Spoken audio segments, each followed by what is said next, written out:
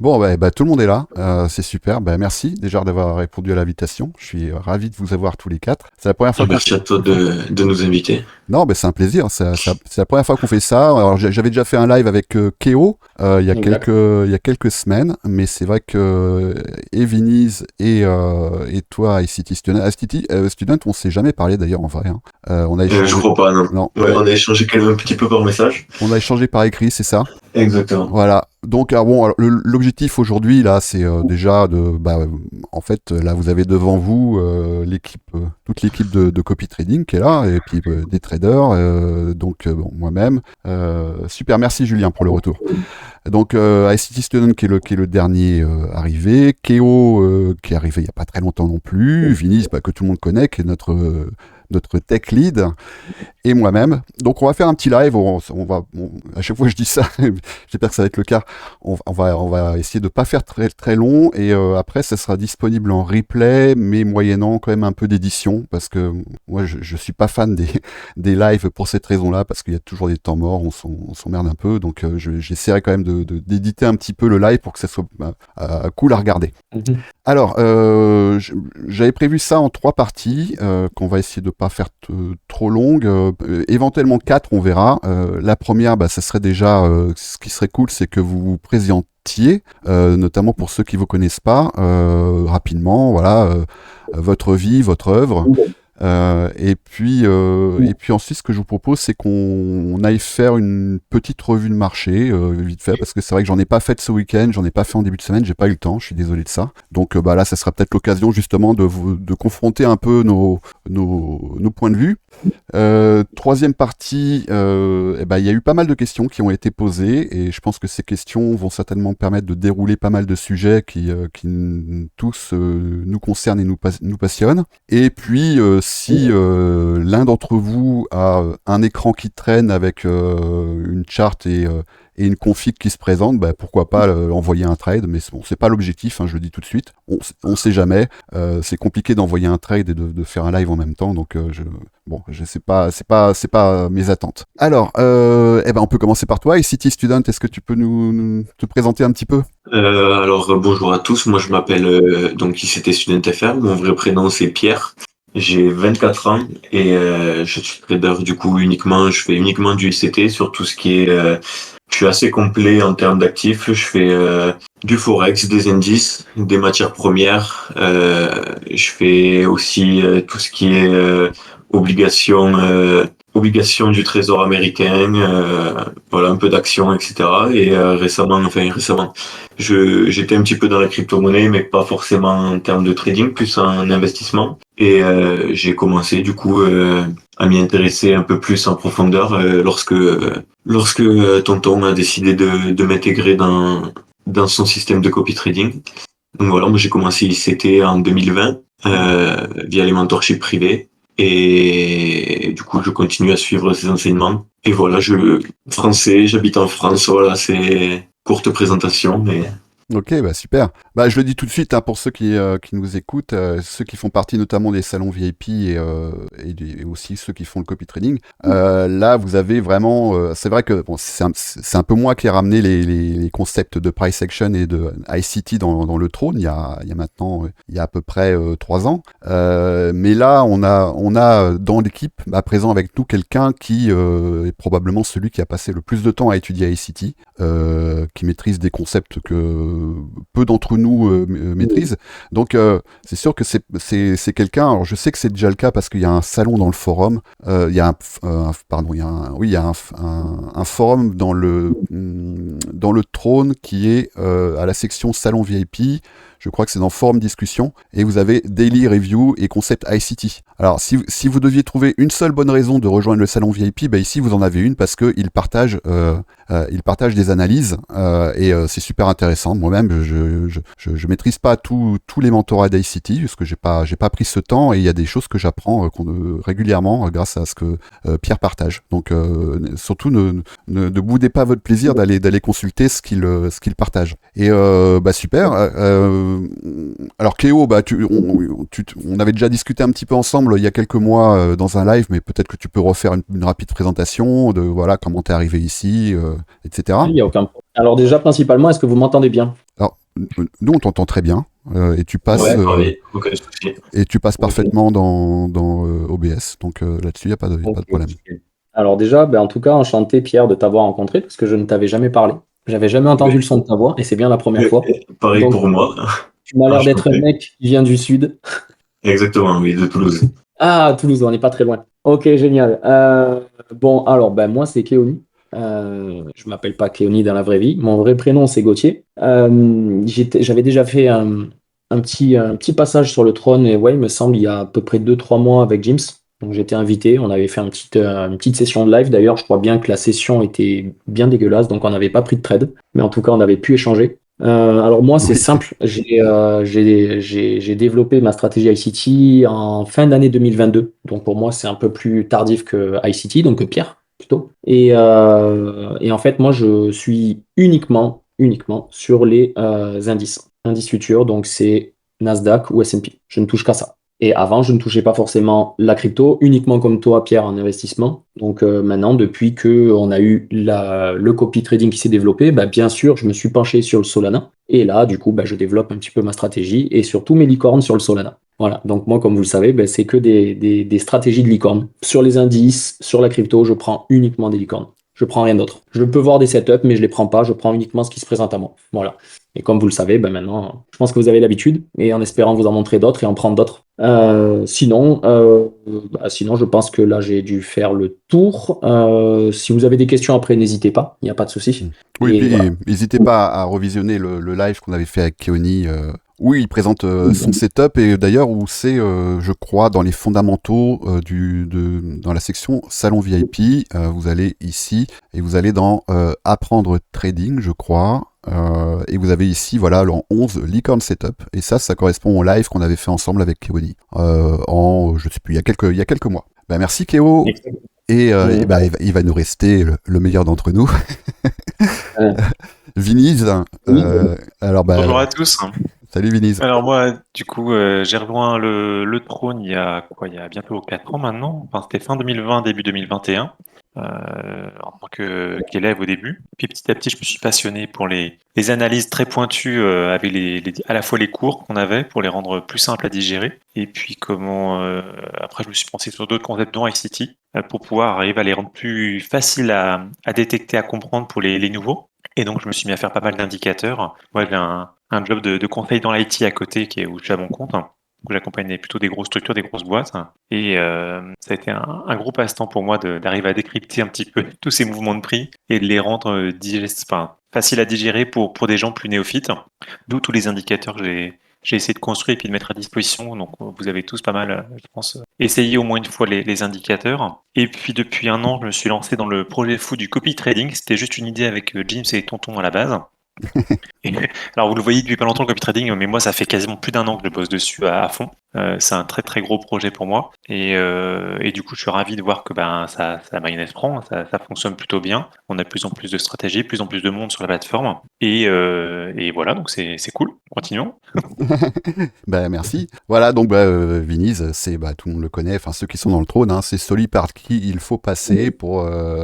Alors bah, il y a évidemment les indicateurs parce que c'est des indicateurs que vous retrouvez notamment dans les briefs de Tonton. Je me souviens qu'à l'époque où Viniz avait commencé, il avait fait un indicateur qui s'appelait les yeux de Tonton et je me souviens Pour screener les setups, ouais. ouais, il m'avait contacté. C'était un investissement. Il m'avait contacté à l'époque parce qu'il voulait que je l'essaye pour savoir ce que j'en pensais et tout. Et c'est vrai que moi, déjà à l'époque, je commençais un petit peu à m'écarter de certains indicateurs comme les MACD, les RSI, les moyennes mobiles et tout ça. Donc bon. Mais en tout cas, j'avais vu que ça rigolait pas du tout en termes de programmation et de développement. Et puis quand j'ai commencé à partager des petits setups à l'époque, c'était des petites capsules musicales qui duraient 2-3 minutes où je présentais des modèles.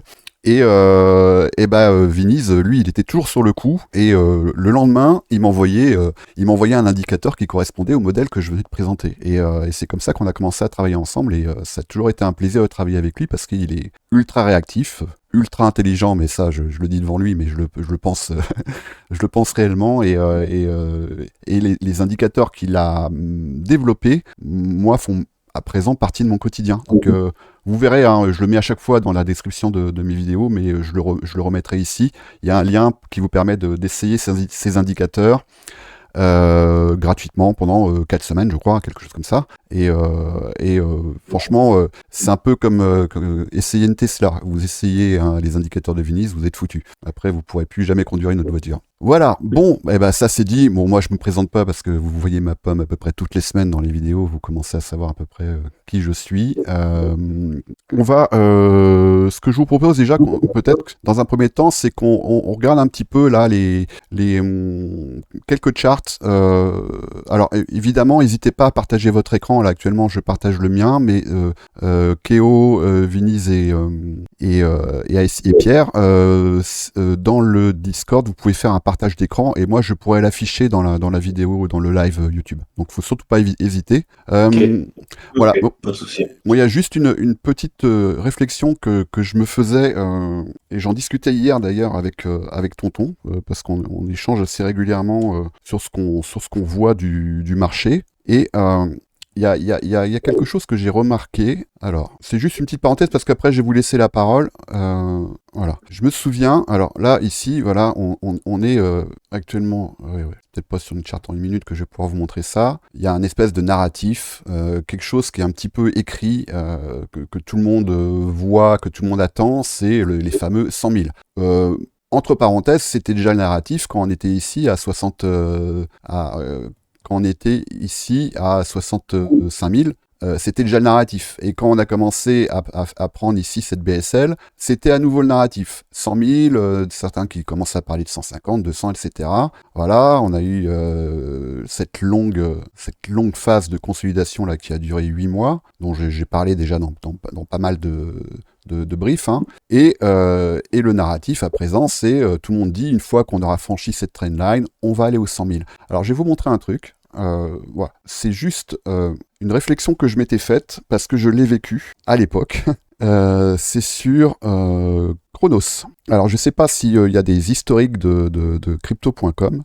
Chronos, ça a été les premiers à sortir la fameuse carte bancaire qui fonctionnait avec du cashback, c'est-à-dire qu'en gros vous dépensiez, vous faisiez vos achats avec la carte bancaire et puis une fois que vous avez fait vos dépenses, vous aviez du cashback et ça, en fonction de la carte que vous aviez prise, vous aviez entre 1 et 5% de cashback. Et il y en a qui ont commencé, dont moi, hein, je le dis clairement, à se constituer un espèce de bague de Chronos qui devenait assez énorme parce qu'en fait, ça allait assez vite. Et à un moment, alors cette charte-là, j'ai essayé d'en trouver une plus ancienne, je crois que c'est sur OKEx, je crois. Oui, voilà. Parce que là, il manque 2020-2021, donc ça va être... Ouais, là voilà, c'est celle de OKEx, OKX maintenant. Et puis à un moment, il y a eu une phase comme ça où tous ceux qui se sont retrouvés, qui avaient pris la carte bancaire, le premier niveau, je sais plus comment elle s'appelait, c'était la bleue, je crois, ils se sont retrouvés à avoir les moyens de se prendre la verte. Et arrivé ici, on en a vu un paquet qui se sont pris la carte verte qui demandait de stacker, je crois, 10 000 ou 20 000 crocs. Et pour avoir la carte, le niveau supérieur, avec un niveau de stacking supérieur, avec Spotify gratuit, Netflix gratuit, voilà, plein de trucs. Et ils ont pris cette carte, et puis à un moment, il y a eu ce fameux pump que tout le monde a vécu. Donc ça, c'était en octobre 2021. Et j'en ai entendu un paquet qui disait « Ah bah là, maintenant, avec le bac que j'ai, je vais prendre mes profits à 1$. » Et regardez où est-ce que Crow s'est arrêté. Il s'est arrêté à 0,95,5. Et après, qu'est-ce qu'il nous a fait dans la foulée? Alors, ce qui s'est passé, je l'ai vécu. Alors moi, j'avais réussi à sortir avant. J'avais unstack mes crocs. Voilà, 95%. Ce qui s'est passé, c'est que arrivé ici, les gens, ils ont commencé à vouloir unstake leurs crocs. Et il y avait un délai d'attente de, je sais plus, quelques jours, ou une dizaine de jours peut-être. Et le croc, il s'est arrêté à 0,95. Il a commencé à retracer. Les gens, ils ont unstake leur croc. Ils se sont dit, bon, c'est bon, de toute façon, on va pas s'arrêter là, on va y aller. Et je suis sûr qu'il y a actuellement des gens, ici, là, qui ont encore un bag de 10 ou 20 000 crocs qui traînent et dont ils savent pas quoi faire. Voilà, ça, c'est juste pour attirer votre attention sur le narratif, parce qu'à l'époque, je sais pas si l'un de vous quatre l'a vécu, mais là, c'était tellement écrit, tout le monde disait, c'est bon, on va aller au 1$. C'était tellement évident pour tout le monde qu'on allait y aller. et regardez où on s'est arrêté. Alors, je compare pas Chronos et Bitcoin, c'est deux narratifs différents, c'est pas les mêmes projets, c'est pas les mêmes capitalisations, mais ce dont il faut quand même se méfier, c'est si on y va, combien de temps ça va prendre. Combien de temps ça va prendre. Voilà, on est ici actuellement. Est-ce qu'on va pas aller revisiter toute cette zone ici? Est-ce qu'on va pas aller revisiter ici ce breaker? Est-ce qu'on va pas aller refaire un tour, réintégrer le range? Et peut-être que ça va être pour le printemps, peut-être que ça va être pour l'été, peut-être que ça va être pour l'hiver prochain, on ne sait pas. On sait pas. Là, on s'est arrêté à 99 588 et je suis pas sûr qu'il y ait, là, à l'heure actuelle, beaucoup de shorters ici. Il va commencer à y en avoir, probablement, mais pour l'instant, le narratif était tellement écrit que là, si vous regardez un peu petit peu l'order flow, voilà, voilà ce qui se passe. Voilà où est où les fundings, ils ont commencé à remonter ici. C'est-à-dire qu'on voit qu'ici, en même temps que ça descend, les fundings, ils remontent. Et l'open interest, s'il s'affiche, pour l'instant, il ne s'affiche pas. Bon, ici, ça, c'est les order books, la profondeur des order books. Donc ça, je ne vais pas vous en parler aujourd'hui. Mais faut se méfier des histoires toutes écrites et des consensus, parce que le marché, en règle générale, les consensus, il en fait une tartine et il se fait le petit-déj avec. Voilà, donc là, ici, on ne sait pas, est-ce que c'est du wash trading, est-ce que c'est du spoofing? Et ici, on a des ordres qui commencent à attaquer sous les 90 000. Voilà. Je m'arrête là, c'était juste une petite parenthèse que je voulais faire parce que je pense que c'est quand même important. Il faut toujours faire attention un peu de ce narratif buy the dip. Oui, dans une structure haussière, on va plutôt acheter les retracements, mais il y a un moment donné, il faut accepter aussi d'avoir tort et éventuellement de accepter de prendre des pertes et puis de remettre le couvert lorsque les structures elles sont plus claires. Alors je sais pas, est-ce que quelqu'un veut peut-être, dans l'ordre que vous voulez, Pierre par exemple, est-ce que tu veux nous partager un petit peu là ta vision du marché, pas forcément crypto d'ailleurs, hein, ça peut être orienté risk-on, tu peux nous parler des bonds parce que je sais que tu traites beaucoup avec ça, ou est-ce que tu veux partager des choses avec nous? Là, ce qui est intéressant de voir, moi, sur Bitcoin, c'est que je regarde aussi beaucoup je sais pas si tu le regardes souvent, le contrat futur. Oui, bien sûr. Oui, bien sûr. Le contrat futur, lui, a atteint les 100 000. Ouais. Alors après, ça dépend Le contrat futur, lui, a atteint les 100 000. Si c'est les contrats à terme ou je crois qu'il y avait une différence. Oui, mais les contrats à terme fournis par le CME. Ouais. Oui, effectivement. Ils ont atteint les 100 000. Ouais, les 100 000 ont été. Mais moi, ce que j'avais sur Bitcoin, surtout, c'était... alors, attends, je vais te partager mon écran, sinon, au pire. Ouais. Vas-y, je t'en prie. Hop, alors, screen. Je vais mettre en plein écran, comme ça tout le monde pourra bien voir. Alors, attendez, quand je trouve l'écran, 1, 2, 3, 6... Compliqué, hein? C'est le combien? 8? Non, 2. Alors, ok, c'est bon. Regardez le stream. Ok. Et on va mettre en plein écran. Voilà, c'est parfait. Donc ici, moi, le setup que j'attendais à ce niveau-là pour target justement les 100 000, c'était en fait à ce niveau-là, dans ce breaker, on avait cette fair value gap ici, qui se trouvait en discount, dans la partie discount de ton breaker. Donc ici, hop. Donc ça, c'est ce qu'on va appeler un Reaper. C'est ce qu'on appelle un Reaper. Et à partir de là, chercher une expansion qui allait me permettre de target les -1 en termes de standard déviation de ce retracement-là. Et donc là, moi, je remarque qu'on bloque un petit peu vers les -1, tu vois, justement, juste avant les 100K. Et sur BTC, 1, tu vois, on a ce liquidity void ici. Ouais, effectivement. Ce new week opening gap, là. Ouais, on est sous les 80 000, là. Exactement, ouais. Ce serait au niveau des 80 000. Et donc, si on fait une comparaison assez grotesque, on va dire, ce serait pour revenir jusqu'à cette FVG ici, qui, quand on prend le mouvement le plus impulsif de cette hausse qui commence ici, ça nous ferait redescendre du coup dans la partie discount de cette hausse et pourquoi pas après rechercher des achats. Mais pour le moment, je suis plus trop en long sur Bitcoin. J'attends quand même de voir ce retracement arriver. Après, personnellement, j'ai regardé un petit peu de tes vidéos YouTube. J'ai vu que tu utilisais beaucoup le risk-on, risk-off avec le Bitcoin. Moi, je m'en suis jamais servi, honnêtement, parce que du coup, j'étais pas forcément un trader de crypto-monnaie. Mais moi, je suis...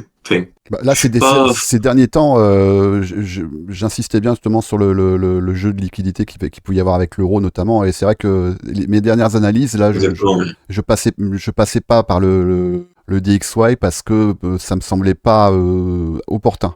C'est vrai que ça l'a été à tout un moment. En fait, tout le Q3 notamment, Q3, le DXY comparé au Bitcoin, c'était Oui. il y avait une réelle corrélation négative. Là, c'est plus le cas du tout. Donc ça peut l'intérêt et même le quote que j'avais tendance quand même à regarder régulièrement, j'ai regardé moins ces derniers temps. Ouais. Là-dessus, je suis complètement d'accord avec toi. Moi, j'ai pas. Après, voilà, moi, je l'utilise pas forcément le dollar avec le Bitcoin. C'est vraiment pur. Je fais vraiment à l'order flow ou et même, tu vois, tout ce qui est un petit peu le côté. Parce que moi, il faut savoir. Bon, après, ça n'engage que moi, évidemment. C'est que je suis pas un grand fan de crypto-monnaie. On va pouvoir dire ça comme ça. C'est que moi, je crois pas forcément à la crypto-monnaie. Notamment Bitcoin, je pense pas que ça deviendra quelque chose de majeur à long terme. Après, c'est mon avis personnel. Pour moi, c'est voué à repartir à zéro, Bitcoin. Après, ça reste mon avis personnel et je sais que de nombreuses personnes vont être en désaccord avec moi. Et c'est normal, hein, chacun peut avoir son avis, ça n'engage que moi. T'as vu Mais que iCity, il a commencé quand même un petit peu à glisser dans ses points de vue là-dessus, parce que depuis que Caleb se met à oui, trader, et bon, tu sens qu'il s'y est quand même un petit peu intéressé. Mais c'est vrai que il s'y est un petit peu intéressé et justement dans un live qu'il a fait en septembre, le 4 septembre, de live du mentorship 2024 ici, il appelait du coup Bitcoin à la hausse qui partait to the moon quoi un peu. Bon, on a eu deux ouais. bougies, 2 jours de baisse un petit peu et on a commencé à monter, mais c'est vrai que ICT de base, il était buté sur ce breaker ici. Ouais. Il était buté sur ce breaker et Il à pensait ce que ça niveau-là, allait il voulait pas. pouvoir partir à exactement. Ouais. Il disait que ça allait pas. Il pensait pas que ça allait partir. Ça allait dépasser il disait que ça allait pas dépasser les 34 000. Lui, il avait mis Exactement, ouais. une butée C'est à ça. 34 000. Je me souviens, ouais. Ça correspondait au min threshold du breaker ici. C'est ça, ouais, exactement. Ouais. Donc, moi, j'ai pas, on va dire, je suis pas la meilleure personne pour avoir un avis subjectif, on va dire, sur Bitcoin, parce que moi, si j'en parle, pour moi, il irait jamais même à 100 000. Mais le fait est qu'on y est quasiment. Ouais. Mais c'est pour ça aussi que je suis passé beaucoup plus.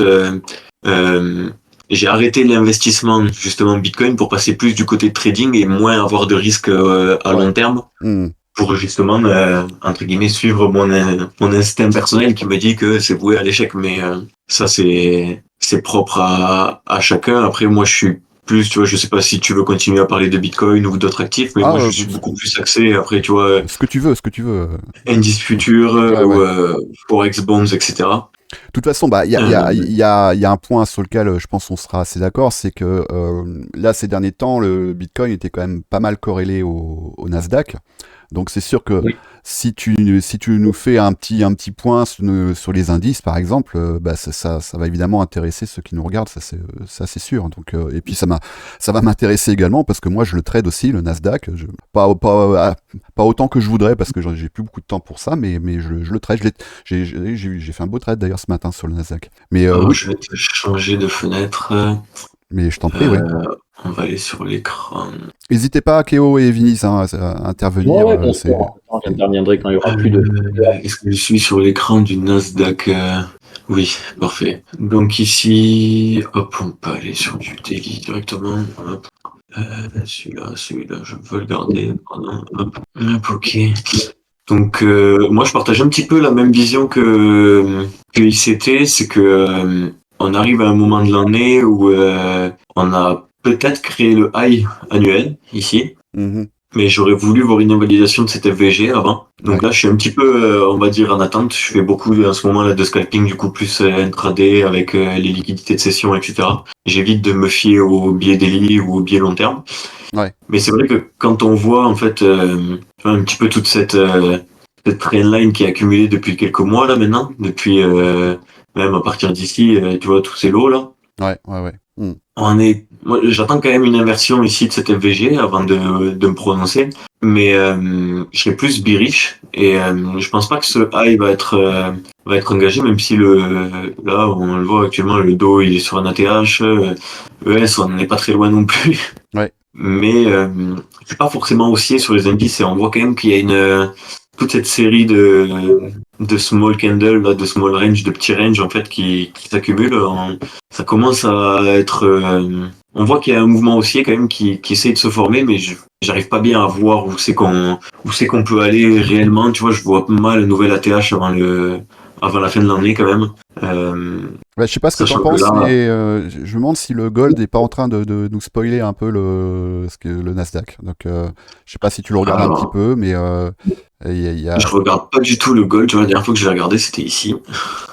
Le gold, ouais. Après, je suis peut-être pas sur le bon contrat là. GCZ, je sais pas si on a pris le nouveau contrat avec. Donc Alors, là, bah, on est sur un gros weekly range en fait, hein, et ouais, exactement. après, faut pas oublier que sur les décembre, c'est quand même c'est quand même traditionnellement des périodes où notamment les instits, bah, ils clôturent leur position.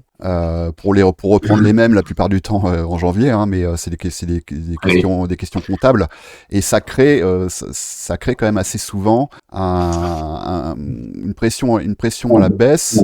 Et je me demande dans quelle mesure, avec si je reviens sur Bitcoin, avec l'engagement institutionnel qui est quand même de plus en plus important sur Bitcoin, avec notamment les ETF, si ça va pas créer justement quelque chose qui pourrait ressembler un petit peu à ce qu'on est en train de voir sur le gold. C'est-à-dire, alors je sais pas si ça va être retracé profondément, mais en tout cas une espèce de range d'attente dans lequel on pourrait très bien s'installer d'ailleurs sur le Nasdaq, hein, tu vois, ouais, bien sûr. ce range que tu es en train de nous montrer là. En fait, je pense notamment à la vidéo d'ICT où il parle je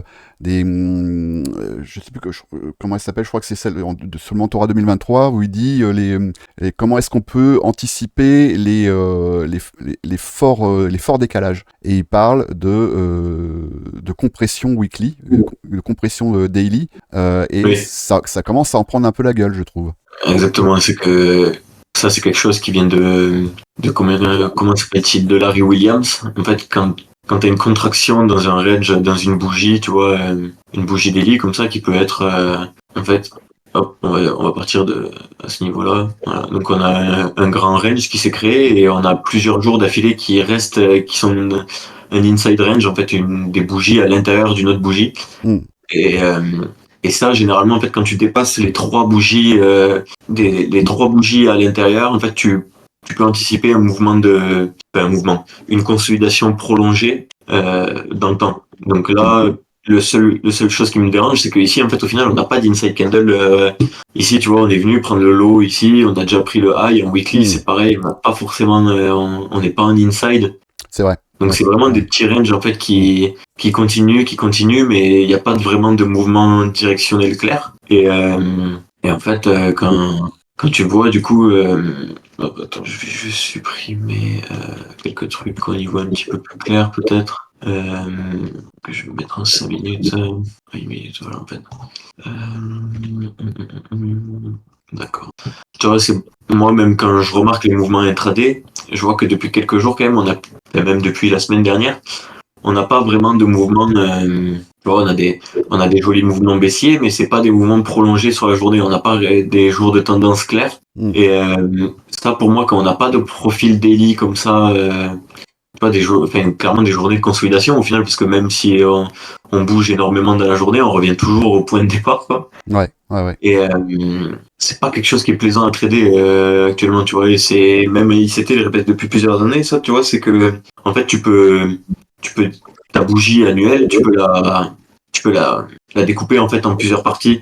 Tu vas avoir la première partie de l'année, ça va être de janvier en gros à avril. Ça va être ton accumulation en fait sur ta bougie annuelle, ça va être ta partie d'accumulation. Tu vas avoir d'avril à mai, ça va être tout ce qui est manipulation, et de mai à novembre, toute ta phase de distribution. Et décembre, en fait, ça va être la phase où tu vas créer justement ta mèche et que tu vas venir te réinitialiser dans le range annuel. Et là, pour Ouais. moi, ça peut être un bon exemple là cette année, c'est qu'on a eu vraiment une belle expansion clairement depuis mai, tu vois, même si ici on a eu ce mouvement correctif, on a continué cette hausse. Et là, par contre, on est vraiment dans un moment quand même, Ouais, ouais, ouais. c'est quand même pas très clair, même en intraday. Un peu indécis. Ouais, là, tu vois, du coup, pour pallier à ce problème-là, en ce moment, je fais beaucoup de commodities, donc de matières premières ou alors Et moi, des bonds. ce que j'attends à l'heure actuelle avec les indices, là, j'attends une SMT, clairement. Ouais, clairement.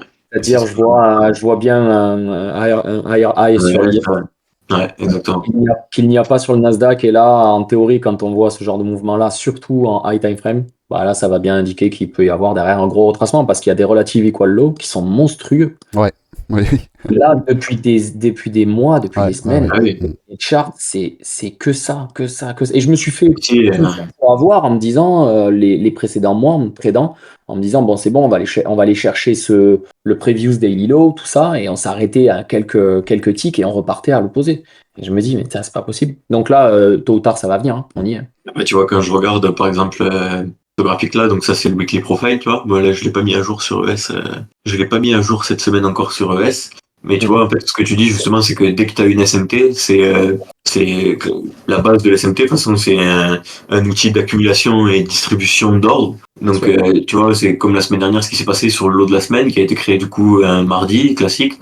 Tu vois, tu as eu une SMT entre ES et NQ ici, même si NQ est venu prendre son lot de la semaine précédente, donc le previous weekly low. En fait, ici, tu as eu une SMT avec les corps, en fait, une SMT, entre guillemets, on va dire, de volume, comme le volume est un peu plus dans les corps. En fait, tu vois que ES a vraiment purge les stops, alors que NQ a juste effectué un sweep.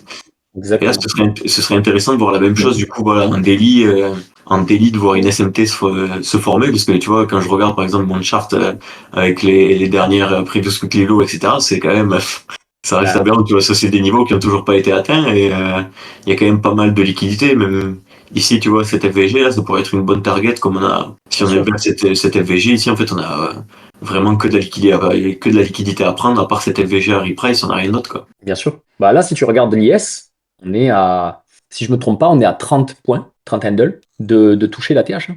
Ouais, ouais, c'est ça. Exactement.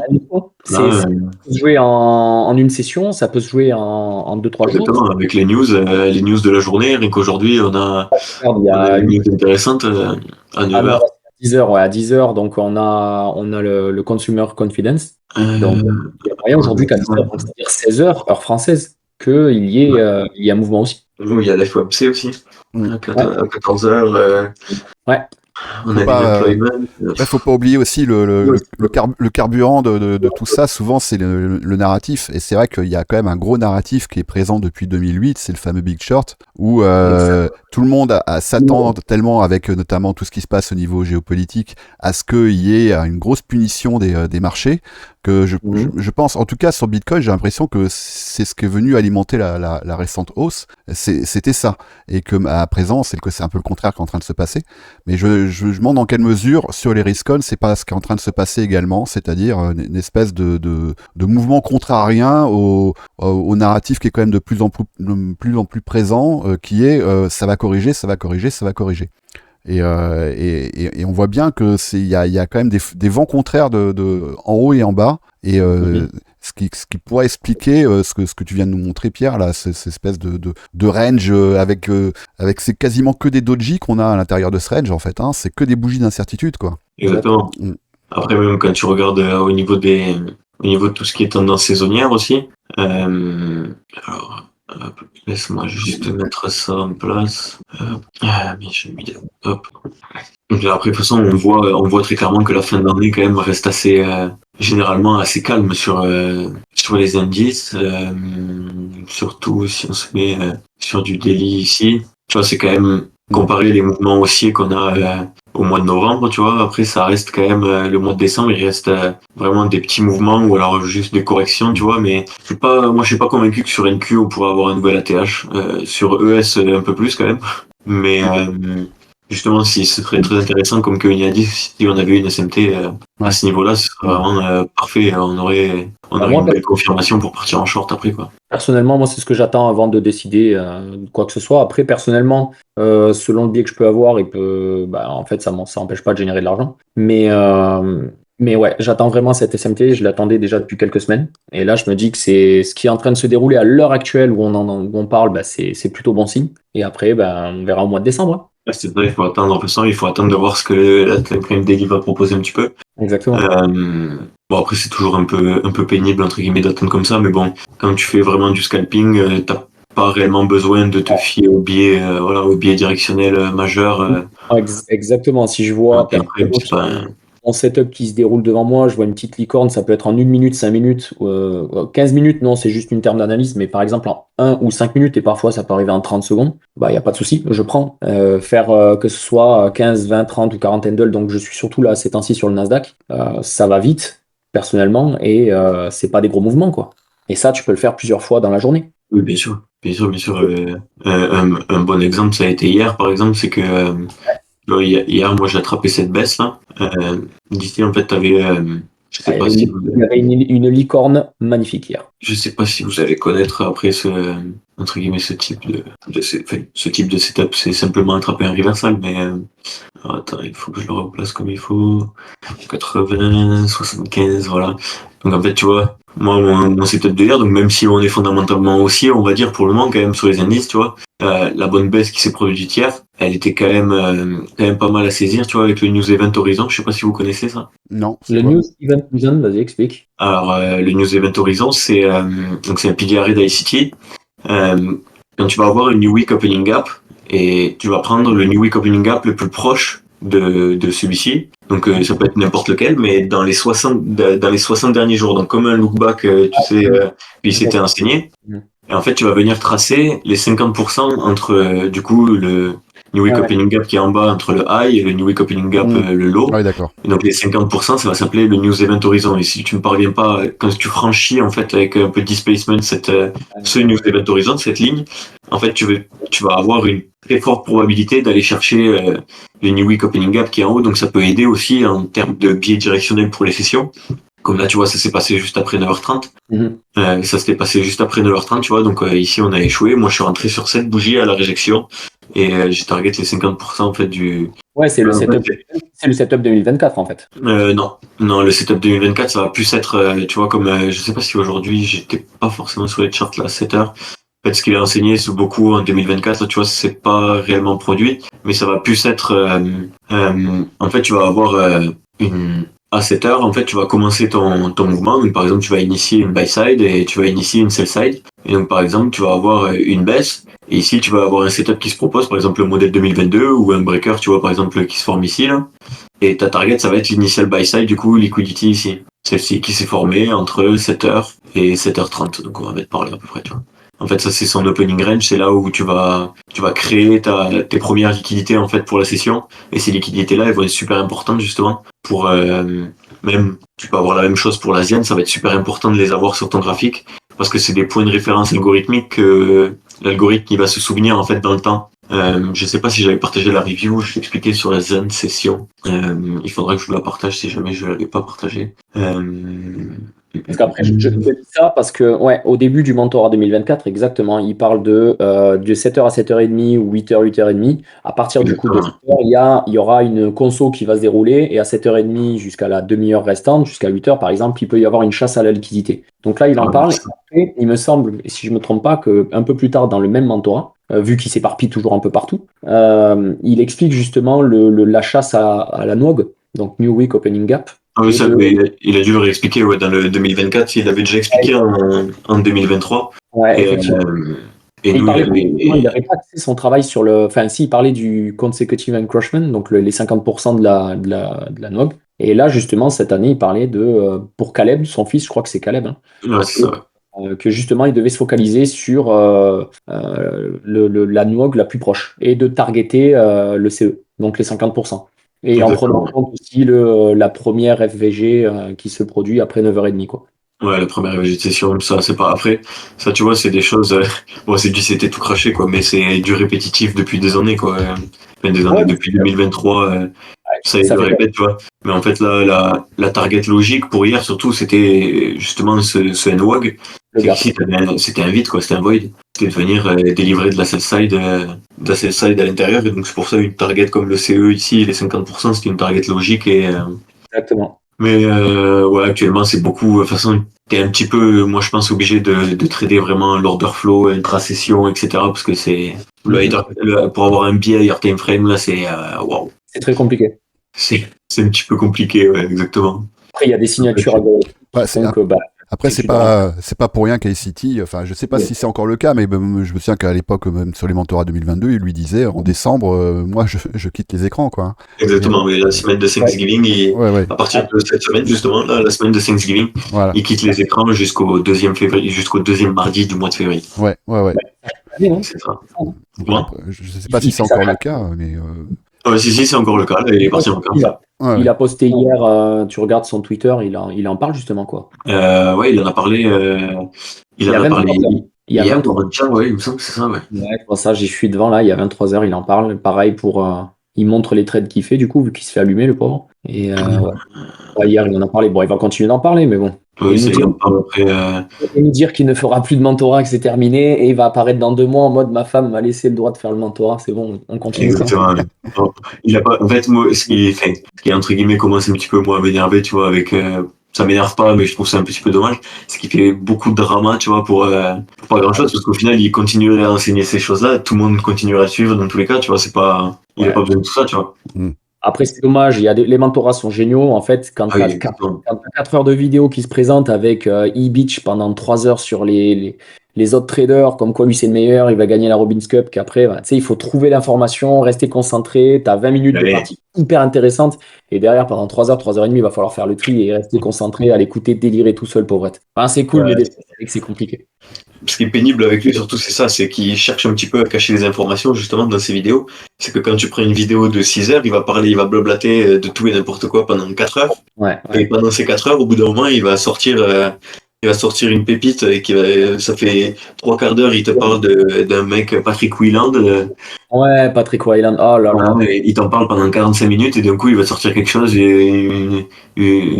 un truc incroyable sur un EVG ou un order block, tu vois, une règle excellente. Et si tu prêtes pas attention, tu vois, au final, Bah, tu loupes l'information et c'est pour ça qu'il y a bien Ah, des chaînes tu regardes sur Twitter ou autre. Bon, moi, je regarde pas forcément ça, mais tu as des mecs qui font entre guillemets, des pseudo-résumés de chaque épisode où il y a l'information qui est pertinente. oui. Après, enfin, moi, tu vois, je suis, Ah, mais bon. on va dire, je suis assez, en termes de notes. Après, je vais demander, tu vois, quand même. Moi, je suis quand même, on va dire buté sur les notes, tu vois. C'est que même si l'épisode il est long et très chiant, tu vois, en fait, moi, j'écris vraiment tout. Genre, Il faut garder toutes les informations. Ouais. c'est très très chiant, mais de toute façon, t'es obligé de passer par là. Bah, il Soit faut tu une passes par là, ou alors tu. C'est première lecture et seconde lecture, bah, vu que je fais que ça à l'heure actuelle, hein, Exactement. je travaille que de ça, bah, je fais seconde lecture avec derrière mes notes, mon Discord perso où je note tout. Les screenshots, les descriptions dessus. Et c'est vrai qu'après, il y a beaucoup de practice derrière, hein. C'est vraiment Oui, c'est infâme. beaucoup de practice aussi. Ouais. Tu vois, c'est 4h20 de vidéo pour 57 pages de notes, tu vois, C'est exactement ça. Ouais, c'est assez 50 chiant. de notes, C'est chiant, quoi. Ouais, ouais. 3 heures de pratique sur chaque vidéo derrière, quoi. Donc c'est vrai que c'est beaucoup de temps. Après, quand tu vois l'efficacité, c'est impressionnant, quoi. Oui, y a pas à redire après pour ça. Bah, Si ouais. tu te mets vraiment au travail, tu vois, franchement, bon. Bah après, on va revenir justement sur ces questions-là parce que j'ai vu justement dans Vocal Chat qu'il y avait des questions justement sur un peu les routines de trading et puis comment dire comment est-ce que chacun on procédait pour analyser les marchés avant de se lancer. Donc je pense qu'on va revenir sur ces questions-là. Ben merci en tout cas Pierre, c'est super intéressant. Je sais pas Vinis, toi si tu as des infos, une vision, quelque chose à ajouter à ce qui a déjà été dit. Non, moi, c'est vrai que je travaille plus sur les marchés crypto.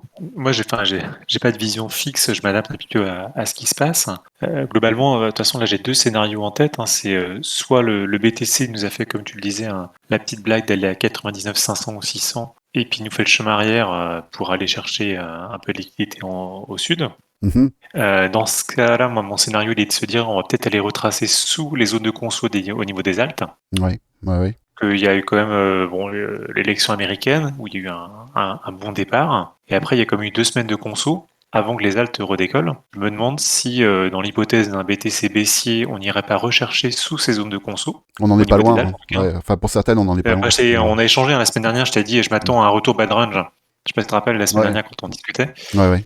Donc moi j'ai toujours ça en tête, de se dire si le BTC nous fait la blague, on pourrait retourner tout en bas des ranges sur les altes. qui seraient des excellentes zones de rechargement, hein, parce que le BTC va pas redescendre en ligne droite, il va faire des allers-retours. Donc ça, c'est une des options en tout cas sur lequel moi je suis attentif. Et du coup, mes ordres un petit peu épisodes, je les mets plutôt assez bas dans les parties bad range, donc toute la partie qu'on a eu entre le 6 novembre et puis le 11-12 novembre, quoi, globalement. Mhm. Et puis le deuxième hypothèse, hein, c'est il pète les 100K, mais il les pète franchement. C'est que je vois pas là un truc aller à 102, 103, 104 et retracer direct. Je pense que quand il va y aller, il y aura tellement de buzz médiatique autour Mm. que le but, ce sera de pas laisser rentrer les gens, selon moi. Bah, Et donc dans ce cas-là, je le vois bien tracer à 110, 120, voire 130, et que les gens se disent, mince, en fait, il n'y a pas de retracement, je rentre quand? Et que les gens rentrent en mode n'importe quoi, Ouais. sur des haltes verticales, et que finalement, le retracement, il arrive quand le BTC arrive à 130, 140, où tous les gens sont entrés en mode FOMO dans les haltes, et que là, ils se fassent tous défoncer. Tu vois, mes deux scénarios, c'est ça. Ouais. Soit ça se retourne maintenant, et on est sur un retour bad range et réaccumulation, classique, ou alors on y va franco sur les 100K, pour bien les exploser, en faire un méga buzz médiatique, et c'est-à-dire remettre de la sauce sur le narratif, que toutes les haltes deviennent verticales, que les gens ne trouvent pas de point d'entrée, du coup rentrent en mode vertical, et qu'ensuite on a une grosse, un gros retracement sévère, hein, un 30%, c'est tout, un côté BTC, un truc qui arrive Bah, assez c'est fréquemment, c'est assez classique en fait. Hein, et Oui, vas-y, je t'écoute. que les altes, elles se prennent du moins 60, moins 70 juste là-dessus, quoi. Et Ouais. là, on aura des soldes. Mm. Mais le plus dur, ça va être de tenir, de se dire, je craque pas sur des ailes verticales, à ne pas rentrer. C'est pas forcément toujours très simple à gérer. Bah, regardez ce qui s'est passé là entre 2019 et 2021. Là, 2020, ouais. Oui, c'est ça. On avait une longue consolidation là où tout le monde pensait qu'on allait vers un nouvel ATH, et puis en fait on tournait autour entre les 8000 entre les 8000 et les 12000, on va dire. Et puis à un moment donné, là je suis sur le CME, là on est venu prendre la buy side ici qui était à 14 300. Qu'est-ce qui s'est passé? Il y a eu un beau mouvement ici qui pourrait ressembler un peu à ce qu'on vient de vivre là ces derniers jours. Qu'est-ce qu'on a eu ensuite? On a eu là un retracement de 20%. 20% quand même, hein, c'est pas 2%, c'est 20%. On en a eu un autre et qui a un petit peu terminé le marché où là, je me souviens, tout le monde se disait bon bah là c'est bon les gars, la fête est terminée, on va aller revisiter le lot de mars 2020 quoi, en gros. Et qu'est-ce qui s'est passé Et ici? toi, on pourrait en être là aujourd'hui, tu vois. On pourrait être sur un retour à 80 et finalement on part dans Complètement. l'autre sens. Et comme tu le dis, voilà ce qui s'est passé ensuite. On a eu une grosse impulsion. Alors là, je suis sur le CME avec des gros gaps d'ouverture. Là, toutes les sessions, on a eu plusieurs sessions avec des gros gaps d'ouverture ici qui n'ont pas été comblés, qui n'ont jamais été comblés d'ailleurs. Là, celui-là, là, à 25 000, là, il a été comblé. Ouais, moi, de mémoire, il me semble que le BTC, il est passé de 20 000 à 40 000 en une semaine et demie. Hein. Ouais, non, mais là, ça a été ça, là, ce range là ici. Si je me prends plage de date, là, on est parti d'ici voilà, on a fait en combien? Ouais, en 6 mois. En 6 mois, le marché a pris 300%. Non, mais toi, si tu t'arrêtes juste le mois de janvier, que le mois de janvier, t'es passé de 20K à 40K. Ah oui, bah oui, ne serait-ce qu'ici, oui. Là, ça a été quelques jours, effectivement. Et après, t'as eu le retracement de mi-janvier. Voilà, donc bon, c'est sûr que c'est... Mi-janvier, il y avait des super points d'entrée sur les altes, Ouais. et il me semble que fin février, il y avait également des très bons points d'entrée sur les altes. En fait, elles avaient à peine bougé. Ouais. Donc bon, c'est... Et là, on se retrouve dans un scénario où le Bitcoin, il s'est pas mal envolé. L'Ether prend tout doucement le relais, mais c'est quand même très très léger. Et à part les major caps côté alt, ça bouge pas tant que ça, quoi. On reste quasi dans les ranges qu'il y a depuis 8 mois. Ouais. Donc bon, après, voilà, prudence, là, on est en train, pour l'instant, on voit, hein, si je passe en 5 minutes, la configuration dans laquelle on se trouve actuellement, qui est pas jolie, hein, parce que là, on est en train de... On voit bien ici le modèle vendeur, hein, de toute façon, et le modèle vendeur, a priori, la maturité d'un modèle vendeur, c'est d'aller attaquer la surface de consolidation qui précède le Smart Money Reversal, et la surface de consolidation qui précède le Smart Money Reversal, elle est ici. Et elle nous amène potentiellement sous les 90K, voire même, ça pourrait nous amener ici, voilà, sous les 85-80K. Si, évidemment, ce point arrive à maturité et s'il n'y a pas un rejet ici, dans cette zone, quoi. Donc bon, je reste circonspect. Pour l'instant, je regarde. Alors peut-être qu'on peut aller à la fois sur les questions qu'il y a eu sur le Discord, et puis ça va nous permettre aussi de rebondir sur certaines questions, notamment le copy trading, mais pas que. Alors, je vais afficher la section du Discord où les questions ont été posées, c'est-à-dire ici dans Vocal Chat. À moins que vous ayez quelque chose à rajouter, Kéo, Pierre, Viniz, sur l'analyse. Non. Non, pour l'instant, moi j'attends après ce que j'avais juste vu sur le BTC, c'est que j'attendais, bon, c'est simpliste, hein, mais qu'il y avait des belles imbalance, donc il y avait vraiment des belles BC sur le BTC. Donc pourquoi pas les revisiter? Donc ça fait quand même un mois que c'est bien bullish, Ouais. avant de pourquoi pas repartir au-delà des 100K. Enfin, moi j'attends de voir, je m'adapte, hein. S'il faut long, je long, s'il faut short, je short. En fait, mon biais, il est en fonction de la journée, en fonction de ce que je vois. Mais à l'heure actuelle, pour la personne qui investit, c'est sûr, j'attendrai de voir comment le prix se comporte lorsqu'il est dans ces zones d'imbalance. Ouais, c'est vrai qu'on a quand même une zone là Qui est ici belle, quoi. qui Il y est a deux très belles belle. zones, Hein. hein. Ouais. Si tu veux, semaine du 11 novembre ou celle du 4 novembre, il y a quand même deux grosses BC, quoi. Et puis qu'on revienne, ce qui n'a pas été le cas encore jusqu'à présent, qu'on revienne ici retester l'ancien sommet, c'est quand même un truc qui est assez traditionnel. Hein. Effectivement. Donc ça nous ramènerait potentiellement sous les 80K. Bon après, comme Bitcoin est quand même très très sujet au narratif, et c'est au moment où tout le monde va se... aussi. Pardon ?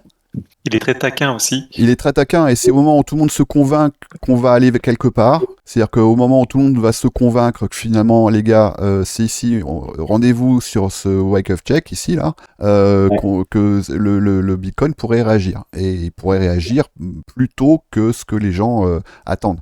Et notamment, si on voit qu'on commence à former ce genre de pattern, ce genre de pattern avec des lower high, des lower low, et qu'à un moment donné, au bout de 4, 5, 6 échecs, où tout le monde achète le dip et se fait sortir, au bout d'un moment, on dit bon, allez, je short. Et au final, c'est peut-être à ce moment-là que Bitcoin aura du jus pour aller prendre des plus hauts. Mais bon, comme tu dis, Kéo, pour l'instant, il faut pas trader ce qu'on espère ou ce qu'on craint, il faut trader ce qu'on voit. Et là, actuellement, ce qu'on voit même en H1, et moi j'aime bien avoir un biais daily avec le H1 parce que je trouve que c'est assez parlant sur Bitcoin la plupart du temps. Voilà, ce qu'on voit actuellement, c'est un shift en fait, hein, tout simplement. C'est un shift qui est à l'approche quand même de la clôture monthly, parce qu'on est à 4 jours de la clôture monthly, et ce fameux mois de décembre qui a été bullish par le passé. J'ai pas de statistiques ici précises, mais qui est quand même c'est une grande première cette année. Qu'il y ait autant d'engagement institutionnel avec notamment les ETF, c'est quand même une grande première. Donc on n'a aucune idée de ce que ça peut donner s'il y a beaucoup d'outflow des ETF, notamment sur cette période-là, on n'a aucune idée de ce que ça peut donner. Il y a ça, puis il y a l'investiture du mois de janvier côté US, où il y a comme Donald Trump qui a promis en promesse de campagne de créer une réserve Bitcoin États-Unis. Et donc, je ne sais pas de quelle taille elle sera, mais ils n'ont pas les mêmes moyens que nous. Donc, je ne sais pas s'ils ont déjà commencé à la faire ou s'ils vont la faire. Mais tu vois, juste cette information-là peut énormément influer le marché. Ouais.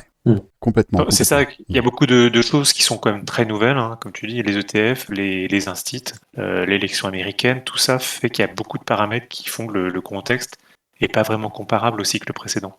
Exact. Ouais. Je suis complètement d'accord avec ça. C'est vrai qu'en plus, j'ai envoyé ça, j'ai partagé ça avec Tonton il y a quelques jours. J'ai envoyé la charte de Tezos et j'ai pas dit, j'ai pas dit ce que c'était. Et mais c'est quoi ce truc? Et il dit bah ouais, c'est Tezos en fait. Non, mais tous les anciennes, elles ont pumpé là. Bah oui, mais parce que ça faisait partie. Alors je sais pas si Tezos faisait partie des securities qui ont été déclassées. Mais bon, ça c'est quand même un vieux dinosaure.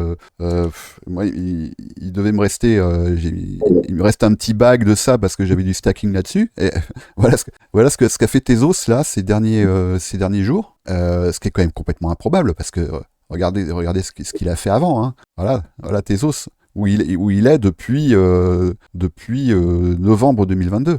Et puis là, on ne sait pas ce qui lui a pris. Là, il s'est passé ça. Voilà. Faut voir que sur toutes les anciennes altcoins, il y a quand même des gens qui ont des bagues énormes quelque part. Eh oui. Et c'est facile pour eux de pumper en fait. Bah oui, complètement. Ouais. Juste si tu peux revenir sur Bitcoin.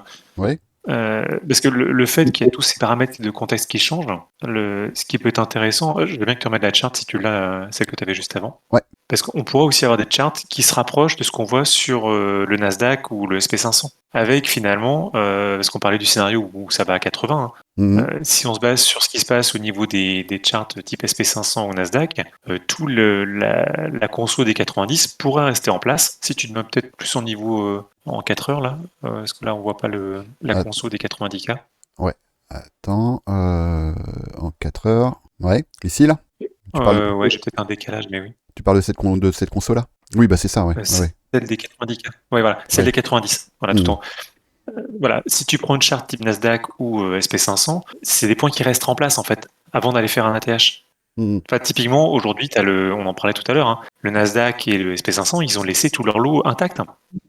Ouais, et si on se rapproche de ce type de nouveaux comportements, parce que c'est des acteurs semblables qui rentrent sur ce marché, on pourrait tout à fait avoir une reprise à partir des 90 là, ou des 91, et de repartir dans l'autre sens, aller refrôler la TH, je ne sais pas si on le passera ou pas, hein, mais de jouer un peu comme fait le Nasdaq et le SP500 là, depuis quelques semaines. Ils vont rechercher leurs ATH, ils vont les frôler assez régulièrement, et les lots sont tous intacts. Donc toi, il y a beaucoup de paramètres qui changent, c'est ça qui est pas facile dans ce marché, parce qu'il y a beaucoup de renouveau, et la chart, des fois, elle pourrait être comme ça, et là, on pourrait être sur un lot aujourd'hui.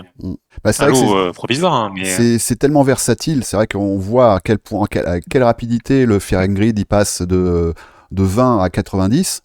Ça prend quelques jours, et c'est sûr qu'à un moment donné, si les intervenants de marché en viennent à se convaincre que ça y est, ce qu'on est en train de se dire là, on va aller retester cette zone là, bah, c'est peut-être de ce jus là dont le marché a besoin pour amener Bitcoin plus haut. Parce que c'est vrai que là concrètement, moi je trouve pas, alors après là je suis chartisme de base, hein, mais je trouve pas du tout que c'est une gueule de top de marché ça. Donc après voilà, moi ici là je vois pas un top de marché sur quelque chose qui ressemble à ça. Si on regarde un peu il n'y a pas eu de prise de hide, il n'y a pas eu de mèche, voilà. C'est gentil, quoi, c'est comme très plat. Puis, moi j'ai le souvenir des murs qu'on avait à l'époque où il fallait passer la barre des 20, des 40. Le prix s'y est repris à plusieurs fois pour traverser, en créant, en tout cas moi c'est le sentiment, la mémoire que j'ai de 2021, c'est ce que je voyais moi à l'époque sur l'order book des murs de 2000 BTC, des trucs énormes, je me dis mais jamais on passera ça. Et en fait, la stratégie de marché à l'époque, elle avait été de créer un sentiment short, d'accumuler les shorters et de se servir des stops des shorters pour péter le mur. Et le mur, il avait pété, mais hyper rapidement au bout de quelques jours, parce qu'il y avait tellement de liquidités qui avaient été accumulées qu'en fait, les 1000 ou 2000 BTC qu'il y avait sur Binance, ils ont explosé, mais en même pas une demi-heure. Ouais, et puis c'est très violent en plus, ça, la plupart du temps. Hein. Donc, ça va d'un coup, en fait. Donc je fais gaffe maintenant à l'order book, quand je vois des gros murs, je sais qu'on les franchira pas d'un coup, mais ça pourrait tout à fait prendre ce genre de... comme ça qui peuvent... ce genre de forme, tu vois. Ça pourrait tout à fait prendre ce genre de... Voilà, c'est un micro-drapeau, quoi. Ouais, bon, là ça, je l'ai amené jusqu'à 2027, ça sera peut-être pas le cas, mais ça, on pourrait probablement s'installer un petit moment là-dedans. Hein. C'est possible. C'est complètement possible. Et quand tout le monde sera convaincu que... puis t'accumuler la liquidité des deux côtés. Ouais, complètement. Bon, allez, on va dire qu'il nous reste une petite demi-heure pour les questions, histoire de pas faire trop long.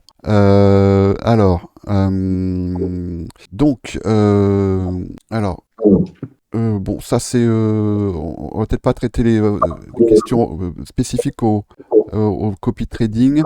Voilà, il y avait une question de Philou qui était intéressante. Merci Philou pour cette question. Hello les gars, j'espère que vous allez bien.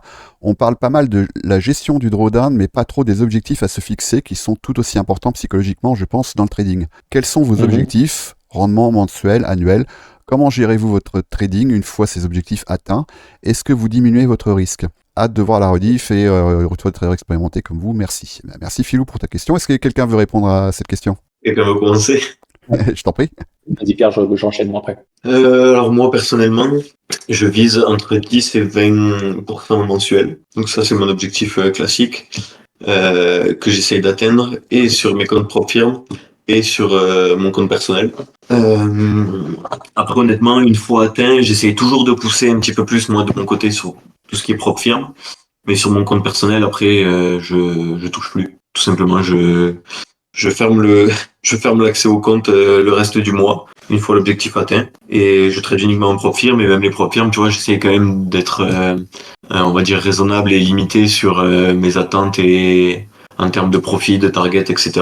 Mais pour quelqu'un qui débute, il faut te fixer des objectifs qui sont réalisables, je pense, déjà. Donc je pense pas que 10 ou 20% mensuel ce soit quelque chose de réalisable pour quelqu'un qui débute, honnêtement, je pense pas. Et après, je pense pas que ce soit du côté psychologique, mais plus côté voilà, discipline, et il faut savoir ne pas trop être avide de profit et de gains, pas être trop attiré par l'appât du gain. C'est voilà, tu te fixes un objectif et dès que tu l'as atteint, il faut avoir la discipline et la force mentale de se dire je ne trade plus, je ne fais plus rien. Si tu as envie de trader, tu te fais un compte démo sur n'importe quel broker ou TradingView directement en paper trading, et tu passes tes crises d'envie de trade comme ça. Mais moi je pense que c'est du moment où tu vois le trading comme ton métier, après tu peux plus te permettre d'avoir des comment dire, comment je pourrais dire L'impulsivité, ça, quoi. l'impulsivité et une gestion de compte et d'argent, parce qu'en fait c'est comme si tu gérais une entreprise. En fait, au final, c'est que si tu trades, t'atteins tes objectifs et tu continues à trader, mais tu te grilles parce que tu vas tilter, parce qu'un jour tu vas perdre un petit peu et tu vas te dire merde, je suis plus à mon objectif, tu vas réessayer un trade, tu vas reperdre, et là, tu vas te dire merde, tu vas finir un jour par tilter et ton entreprise va finir par couler. Donc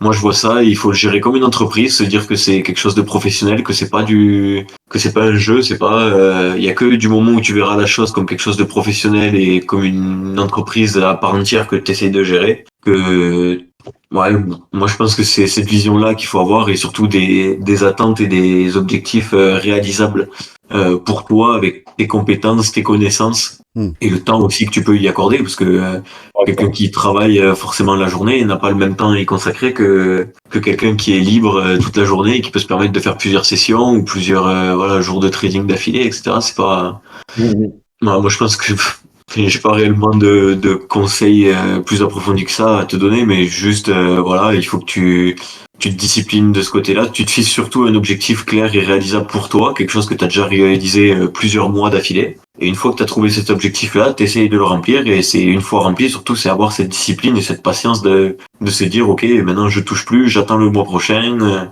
et pas être attiré par l'appât du gain absolu.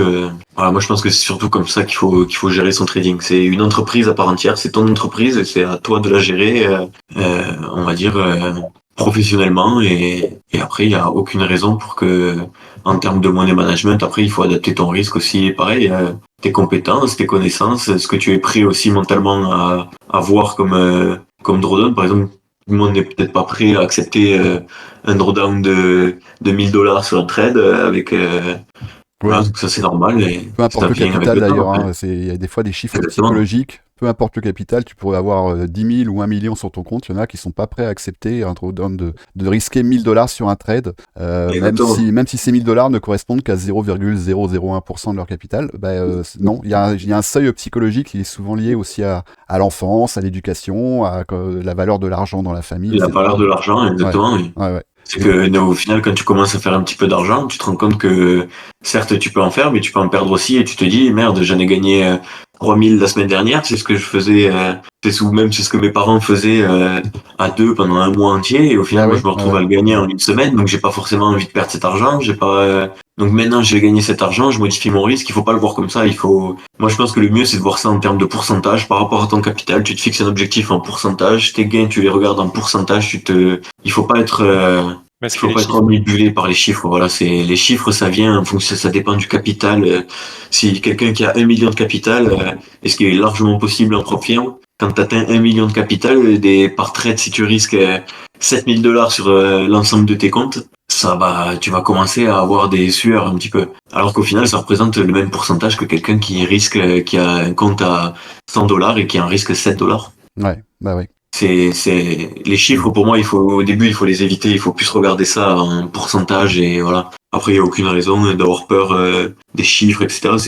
C'est des chiffres sur un écran, entre guillemets, et c'est pour ça il faut le voir en pourcentage, moi, je pense. Mais voilà, le meilleur conseil que j'ai, moi, c'est fixe-toi un objectif réalisable. Une fois atteint, un objectif réalisable, déjà, qu'est-ce que c'est? C'est un objectif que tu peux avoir réalisé plusieurs mois d'affilée. Et une fois que tu as fixé cet objectif, tu te fixes une limite. c'est que dès que tu as atteint cet objectif, tu arrêtes de trader et tu te forces à avoir la discipline et la force mentale de te dire je ne prends plus de trade et je suis content de ce que j'ai fait déjà ce mois-ci. Voilà, moi c'est le meilleur conseil que j'ai à donner pour cette partie-là. Bah non, mais c'est un super Ouais, conseil. je trouve que ce sont des super conseils parce Ouais, que ouais, ouais. moi, si je peux rebondir, si vous pouvez me laisser rebondir, Bien je suis sûr. totalement d'accord avec toi. Bon, moi, pour ma part, dès le début, j'ai bien été drivé. Bon, par Jim, c'est par une autre personne. Et j'ai fait quasiment 6 mois de démo trading. Donc, on a tous au début l'appât du gain, on a envie de faire ça, on a envie de faire les challenges et tout. OK. Mais avant ça, ben, je me suis calé pendant 6 mois pour avoir de la consistance sur mon démo, donc sur le paper. Moi, je tiens à dire que j'ai fait aussi une période au tout début, j'ai fait 8 mois, moi, de Ouais, démo avant d'avoir ma rentabilité. chercher de la consistance, développer son propre modèle, son setup, sa psychologie qui va autour, parce que ça, c'est super important. On est tous différents. Chaque trader est différent. On a beau être logé dans la même enseigne et apprendre la même école, on sera tous différents. On réagira pas de la même façon. Voilà. Et pour ma part, bon, moi, c'est ce que j'ai fait. J'ai fait beaucoup, beaucoup, beaucoup de démo trading. Et une fois que j'avais de la consistance, là, j'ai décidé, pour ma part, de me lancer sur des challenges. Donc, j'ai choisi Top Step, pour ma part, sur les propres firmes. Et bon, je ne cache pas, j'ai quand même cramé plusieurs challenges avant d'avoir de la consistance et être régulier. À l'heure actuelle, ben, je suis multi-funded, donc j'ai le maximum de comptes. Je suis plafonné à 5 comptes et j'ai ouvert mon compte propre. Donc récemment sur AMP Futures et c'est vrai que en fait moi pour mes gains c'est comme Pierre en fait j'ai un pourcentage de gains j'ai un pourcentage alors le pourcentage minimum je me laisse qu'à 5% et après au-delà si ça peut tabler à 10 à 15 à 20 ou au-delà. Bon, là, après, il faut tirer, mais j'évite parce que psychologiquement, c'est vrai que ça impacte quand même beaucoup. Et pour mes pertes, c'est très simple. Je fais en général 1 à 2 trades par jour. Je choisis la AM Session sur les indices. Je choisis que celle-ci parce que dans mon emploi du temps, j'ai autre chose aussi. Je ne fais pas que du trading. Je prends 1 à 2 trades. Je réussis, c'est cool. Si je me loupe, une fois, je coupe le risque par 2 et j'arrête. Voilà. Ça, c'est quelque chose que je me suis obligé de faire. Au début, c'était un petit peu dur de me l'imposer à moi-même, mais depuis maintenant, c'est devenu une règle propre. J'ai du mal à enchaîner. Et si vraiment j'ai de la frustration, j'en pète, j'ai envie de continuer tout, qu'est-ce que je fais? Comme Pierre a dit, je vais sur mon démo et je clique comme un cochon, quoi. Après, ça devrait pas nous impacter. Ah non, mais c'est ce qu'il faut, c'est ce qu'il faut Mais parce que bien sûr. après, moi, je me dis un truc, je sais pas ce que vous avez fait, on parle pas de votre vie, mais moi, j'ai une vie de famille, j'ai juste 2 gosses et une femme. Donc, quand je clique sur un bouton, c'est mes gamins derrière. C'est pas, ouais, je suis tout seul, non, on est une famille. Ma femme travaille, c'est une chose, mais voilà. Je me dis que si je fais ça, c'est pour moi, c'est aussi pour mes gosses, pour ma famille et pour mon futur, pour notre futur. Donc, si je veux pas cliquer parce que c'est du gambling, oh là là, là, je me suis. Non. Donc, c'est vrai que c'est très, très, très, très dur. Avant de penser à l'argent, déjà pensez au setup, pensez à ce que vous voyez, pensez à ce qui va se développer tous les jours de manière automatique et qui devient chiant. Là, moi, je me mets sur les graphiques, des fois, ça me gave, je trouve ça un peu ennuyeux parce que je me dis, bon, ok, si ça se présente, je prends, si ça se présente pas, c'est pas grave. Donc, il n'y a pas de pression. Avant, j'avais beaucoup le stress en me mettant dans les graphiques, en me disant, c'est bon, ça arrive, ça arrive. Là, ça monte, ça monte, ça monte, je vais courir après le train. Non, jamais. Donc après, vous allez développer votre propre modèle et c'est ce qu'il faut viser. Et en termes de profit, ouais, c'est ça, c'est minimum du 5, ça peut monter à 10, ça peut monter à 15. Et pour mon drawdown, je limite au maximum. Je suis à 0,25% max par jour de perte. Je peux pas aller au-delà. Au-delà, moi, ça m'impacte trop et je deviens pas fou, mais je préfère m'arrêter. Voilà, personnellement, des fois, ça peut être très frustrant, mais c'est comme ça. Je préfère conserver mon capital psychologique et le capital physique, quoi. Et que de me dire derrière, bon allez, on va continuer, on va pousser, pousser, pousser. Non, c'est pas le but. L'objectif, c'est déjà, comme je le disais, chercher la consistance, chercher à être régulier, chercher à avoir son setup. Une fois que vous l'avez, que vous le voyez tous les jours, parce que vous avez passé des milliers d'heures devant l'écran, là c'est parfait. Là c'est parfait. Mais voilà. Donc je pense que, attends, si je réponds, je reprends un petit peu la question de Philou. Les rendements, bon, annuellement, enfin annuel, ça suivra. Mensuel, c'est ce que je viens d'expliquer. Et par exemple, quand j'ai fini, moi, mon objectif personnel, moi, c'est de passer le moins de temps possible devant l'écran. Fut un temps, pendant 2 ans, je me suis cramé le cerveau à rester des journées et parfois les soirs et les nuits entières pour regarder, développer mon setup. Ça m'a coûté énormément. Ça m'a coûté psychologiquement, mais énormément. Et à l'heure actuelle, j'aime être devant l'écran, j'adore. Franchement, c'est une passion, hein. Sans parler d'addiction, c'est une belle passion. Mais moins j'y reste, mieux je me porte. Voilà, parce que ça m'impacte beaucoup. Et je me focalise uniquement sur la AM session. Voilà, uniquement. Ce qui est bien, c'est que c'est l'après-midi pour nous, c'est à l'heure actuelle. Et comme ça, moi après j'ai d'autres activités. Si j'en parle très rapidement, je fais du sport à, entre guillemets, haut niveau dans le CrossFit. Et comme je suis compétiteur, ben je m'entraîne énormément. J'ai 1 à 2 entraînements par jour, le matin et le soir. Donc, du coup, je prends aussi du temps entre ma vie de famille et mon sport. Ben, je peux pas tout faire. Donc, je focalise le moins de temps possible et le plus d'efficacité sur les indices. Et parfois, il se peut qu'il y a des jours, il n'y ait pas de setup. Moi, je n'ai pas mon propre setup, je n'ai pas mon modèle qui se développe. Qu'est-ce que je fais? Ben, je déconnecte et je vais ailleurs. C'est pas grave. Mais bon, pour être détaché, ça prend quand même du temps et ne pas se dire super, allez, on va mettre le maximum de levier, je vais avoir ma Lamborghini à la fin du mois et tout. Ça, c'est un très mauvais état d'esprit à avoir. C'est jamais Exactement. pensé comme ça. Et le problème, c'est que je vous le cache pas, moi au début, j'étais là, c'est les chiffres, c'est facile, ce que tu disais, Pierre. Si tes parents gagnent 3K à 2 ou 6 ou 5 et que toi, tu sais, tu peux le faire dans la semaine, faut pas que ça demande non plus. Donc après, il faut être terre à terre, il faut avoir la réalité en face. Et derrière, c'est ce que je disais à des amis. Je parle pas trop de ce que je fais en général parce que bon, bah, j'ai pas envie de les perdre et bon, ça les intéresse pas forcément. Mais la plupart ne conçoivent pas qu'on puisse gagner beaucoup plus que eux, faire leur salaire annuel. Parfois, ça peut être en un trimestre quoi, ou moins. Et je leur dis, bah, vous êtes des salariés, c'est cool. Quoi que vous fassiez, vous allez toujours avoir une paye. Ok, vous allez subir des patrons, vous allez subir quelque chose derrière, il n'y a aucun problème. Enfin, je dis subir parce que pour moi, je peux pas être salarié. Mais derrière, tu auras toujours un salaire. Tu as beau faire des conneries, tu auras toujours quelque chose. Au pire, tu te feras remontrer, mais il n'y a pas de problème. Nous, à l'inverse, enfin moi à l'inverse, c'est que ben, je peux gagner de l'argent, je peux en gagner, j'ai pas de limite de profit, mais derrière, je peux en perdre. Donc c'est psychologiquement, en fait, il faut te mettre dans une bulle, faut que tu sois dans un cocon avec des milliards de barrières autour de toi et rien ne peut te pénétrer. Et pour ça, bah, il n'y a rien de mieux que je reprends le démo en practice, de travailler. Et un conseil, passez pas non plus des milliers d'heures devant l'écran. Ça, au début, c'est important pour développer, mais après, quand vous avez votre modèle et tout, bah, moins vous serez dessus, mieux ce sera. Alors, Ouais. je veux juste rebondir sur quelque chose. Ouais. C'est que tu vois, c'est pour ma part, moi, c'est l'inverse de Keoni. Moi, je suis l'inverse absolu. C'est que je passe, allez, sur 24 heures de la journée, je suis au minimum 15 heures devant mes écrans. Et Waouh. pourtant, et c'est pas que j'en ai besoin en plus, parce que je suis pas forcément toute la journée en train de trader. Mais par contre, j'adore, c'est entre guillemets comme une addiction, mais j'arrive à maîtriser cette addiction dans le sens où je me sens pas, j'ai aucune obligation de rentrer dans un trade, etc. Mais par contre, je passe, mais vraiment, je suis 15, minimum 15 heures par jour devant mon écran et je regarde tous les jours, toutes les sessions. De l'Asian à la London, à New York AM, PM, tout. Mais c'est pas quelque chose, je pense que c'est quelque chose, comme tu dis, qui peut être intéressant à faire au début. Mais après, tant que t'as pas réussi à avoir, je pense, une discipline et correcte dans le sens où tu vas pas te sentir obligé dès que tu vois quelque chose, tu vois. Moi, des fois, ça m'arrive, même je le paye pas, je le trade même pas en compte des mots, quoi. Juste, je l'observe, tu vois, j'annote des choses, voilà, pour moi-même, tu vois. Mais j'ai aucune obligation de trader. Mais quand t'as pas cette discipline-là de pouvoir faire ça, je pense que comme tu dis, moins tu regardes l'écran, mieux tu te portes. Ah ouais, bien sûr. Bien Bon, sûr. après, bah, du coup, toi, Pierre, c'est ton métier, en gros, hein, c'est ton métier, enfin, c'est ton activité principale. Moi, je fais que ça. Voilà, donc, Je- bon, bah, et puis, t'as 24 ans. On n'a pas tous le même Exactement. âge, hein, entre C'est Vinis, ça. Kéo, moi et toi, voilà, et puis ceux qui nous Moi, j'ai regardent, pas de, il y en voilà. a certains Moi, j'ai pas qui sont retraités, il y en a certains qui sont étudiants, et bon, qui ont certains qui travaillent, qui ont des enfants avec une femme à côté, comme il a dit, voilà, Kevin, ouais, lui, il a une femme, des enfants. Moi, j'ai pas tout ça aussi, entre guillemets, pas à m'occuper, mais j'ai pas ce côté-là à me soucier dans le sens où il faut que je donne du temps aussi à ma famille, à mes enfants.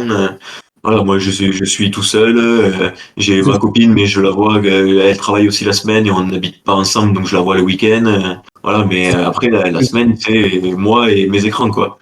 Ben, c'est ce que je disais, chaque trader est différent. ouais. Exactement. Mais C'est ça. l'important, enfin, le message là que moi je retiens de vos deux interventions, et puis Vinis, si tu veux intervenir, tu le fais évidemment, c'est que en fait, ce qui est important, c'est surtout d'avoir vos propres objectifs, et qui peuvent être effectivement, comme la question de Philou le souligne, ça peut être des objectifs en termes de rendement, c'est-à-dire moi je veux faire tant par jour, par mois, par an, etc.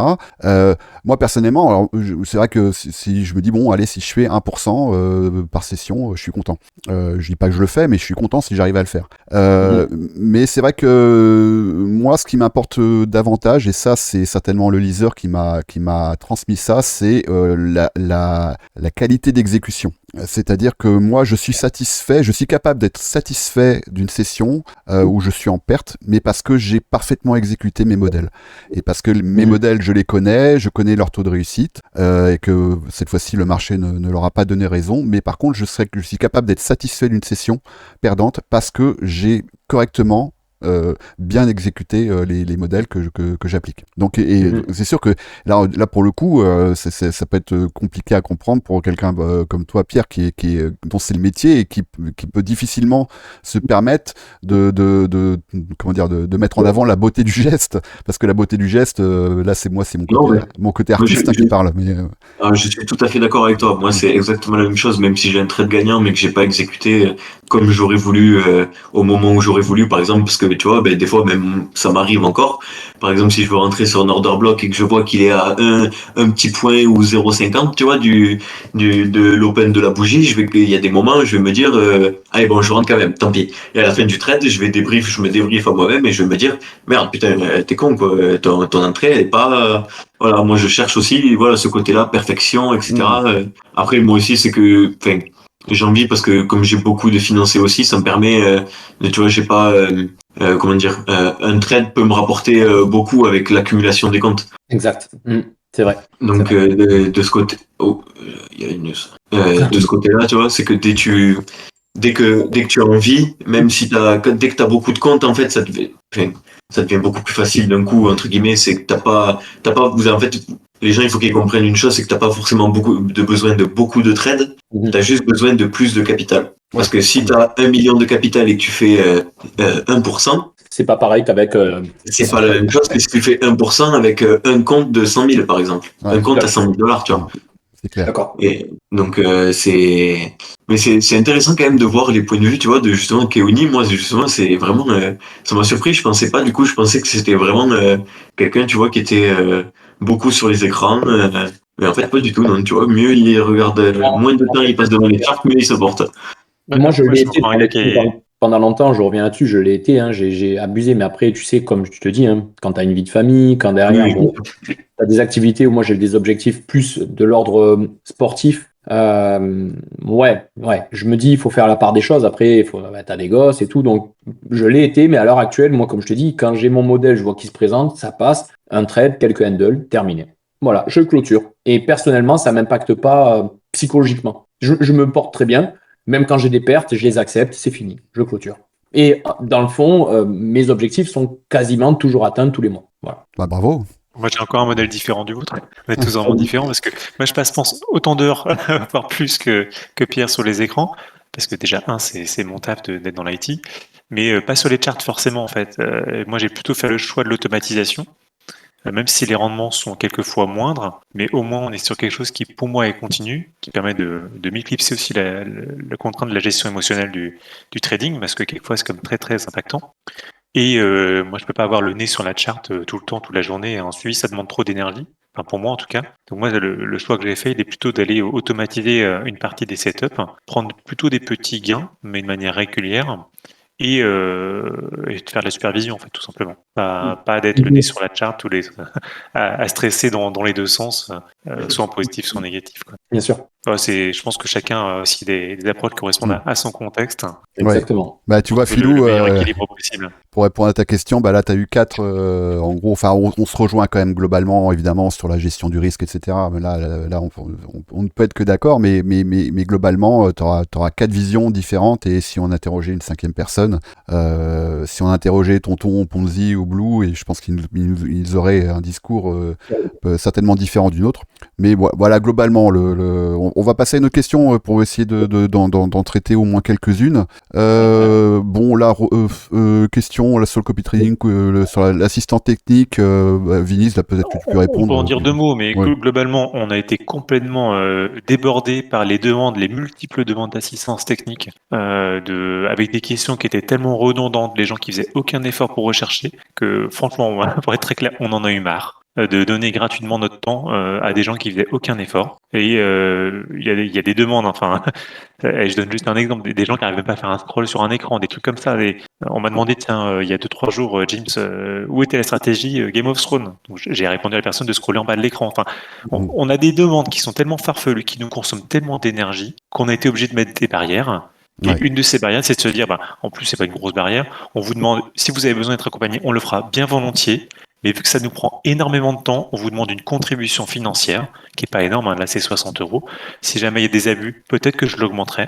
En plus, on est sur un accès lifetime pour répondre à la question de Romain. Donc c'est vous payez une fois la contribution et on fera des réponses personnalisées à chaque question que vous aurez dans le futur. On est obligé en fait pour limiter les abus. Il y a tellement de monde, il y a eu tellement d'abus, ça nous consomme tellement d'énergie. En plus, il y a de plus en plus de mauvais esprits sur le channel Ouais. qu'on a été obligé de le fermer et de prendre des mesures pour y pallier. Et donc maintenant, il y aura le self-service avec les vidéos pour vous accompagner. Et si pour vous, ce n'est pas suffisant, on se rendra dispo avec plaisir, mais on demandera une contribution parce que on peut pas faire le service copy training gratuit et donner tout notre temps gratuit parce que nous aussi, on a une vie, on a des choses à faire et on peut pas accompagner les gens, les prendre un par la main. Voilà, tout simplement. Ouais, et puis c'est vrai que la barque commence à être bien chargée, hein. Moi, je gère 2 bots plus une strat discrétionnaire, et tout ça, ça demande de la surveillance, et c'est sûr que quand on passe 3-4 heures dans la journée à répondre à des questions d'ailleurs qui ont souvent déjà été répondues. Alors, pardon pour ceux qui effectivement ont toujours fait l'effort d'aller se renseigner, et pardon aussi pour ceux qui ont toujours été là pour nous aider. Donc merci évidemment. Hein, Bien sûr, oui, merci à eux. Merci à eux, mais c'est vrai qu'on pouvait plus continuer comme ça parce que là, ça devenait clairement au détriment de la qualité du service. Donc voilà, il a fallu faire des choix, et il y a eu un événement, il y a eu une matinée où on a commencé à... alors, ça n'a jamais été C'est le jour où on a arrêté. Je pense qu'on a fait la réunion le midi pour se dire on fait quoi, et puis on a dit l'après-midi on arrête tout. Ça en venait presque aux insultes, et là on s'est dit non, en fait on n'a pas fait ça pour ça, nous on l'a fait pour plein de raisons, mais pas pour celle-là, en tout cas pas pour se prendre ce genre d'énergie dans la face. Donc on a décidé d'arrêter et de travailler différemment. Donc des contenus, on va continuer à en produire, évidemment. Des stratégies aussi. Voilà, des stratégies aussi. Donc moi à travers les market reviews, Vinyls à travers des vidéos qu'il a commencé à sortir et qu'il va continuer à sortir, des tutos, etc. On va continuer à le faire, de telle sorte à ce que quelqu'un qui est motivé, qui a envie de se renseigner, puisse le faire et puisse avoir toutes les informations nécessaires. Mais a priori... Pour ceux qui ont besoin, on sera toujours dispo, mais moyennant contribution. Oui. Notamment, des fois on commence à voir des questions qui concernent le copy trading, mais qui sont sur d'autres canaux que ceux auxquels c'est destiné, et qui posent des questions sur alors les drawdowns, effectivement. Les drawdowns, ça fait partie du trading, je suis désolé, y compris pour les stratégies, les stratégies automatisées, notamment SPT. Il y a des drawdowns, effectivement, mais on est entre parenthèses, on est encore très loin des drawdowns que j'avais annoncé lorsque j'ai publié ces stratégies, et qui pouvaient aller on doit être à moins 1 R, un truc comme ça. Voilà. On n'est pas au moins 30 R que tu as annoncé du tout. Hein. Voilà, je moi, pense que j'avais annoncé moins 30 R. Conscience, ils vont péter un câble en ayant moins 30 R. C'est déjà à moins 1, ils sont en panique. Alors, ce qui est sûr, c'est que, je vais revenir juste, mais c'est vraiment une petite parenthèse très, très rapide. Si vous allez ici dans Performance, dans Copy Trading, vous avez ici les backtests. Alors, c'est sûr que là, je vais en prendre une. Tiens, je vais prendre celle-là, par exemple. Et vous avez ici le nombre de trades, voilà, qui est indiqué ici, le nombre de positions. Vous voyez qu'ici, par exemple, il y a eu, entre ce point-là et ce point-là, à peu près, à vue de nez, je dirais 5% de drawdown qui se sont faits sur une quinzaine de positions, à peu près. Là, pareil, ici. Au final, la stratégie, elle annonce un drawdown possible, envisageable de 18%, avec des fees de 0,04%, de 283% sur 30 mois. Je dis pas qu'on va les faire. Mais si vous n'êtes pas prêt à encaisser le drawdown qui est annoncé, et si au bout de 1 R ou 2 R, vous commencez à envoyer des messages en disant oui, qu'est-ce qui se passe, c'est pas normal, je fais que perdre, arrêtez en fait, faites autre chose. Franchement, dans ce cas-là, vous contactez votre banquier, et vous lui dites que vous voulez investir tous les mois 10% de votre salaire dans un ETF Word ou dans un ETF SP500, vous ferez une moyenne de 7 à 10% par an, historiquement c'est ce que ça produit, avec des fois des drawdowns qui peuvent aller jusqu'à 15 ou 20%, et vous n'allez pas appeler votre banquier quand ça arrive. en fait. Donc voilà, ça c'est vraiment la réalité du trading. C'est basique, mais si vous n'êtes pas capable, ça c'est même pas de question d'être capable, si vous n'êtes pas prêt à encaisser des drawdowns lorsque vous vous engagez sur les stratégies automatisées, ne le faites pas et faites autre chose. Il y a plein d'autres possibilités d'investissement que celles qu'on propose. Les botlim notamment, eux, ils sont basés là-dessus, ils sont basés sur les drawdowns. Ils ont besoin d'être en drawdown pour prendre des profits parce qu'ils moyennent le prix à la baisse. Donc voilà, la question de l'assistance technique, franchement, moi j'avais conseillé à Vinis je trouve que c'est pas cher, hein, du lifetime pour 60 €, c'est rien. On va voir un peu comment aussi ceux qui prennent cette assistance se comportent, mais il faut pas oublier que c'est un service gratuit en fait et qu'on peut pas se permettre de consacrer la moitié de notre journée à répondre aux questions. C'est plus possible. Vous êtes trop nombreux et on peut plus encaisser ça.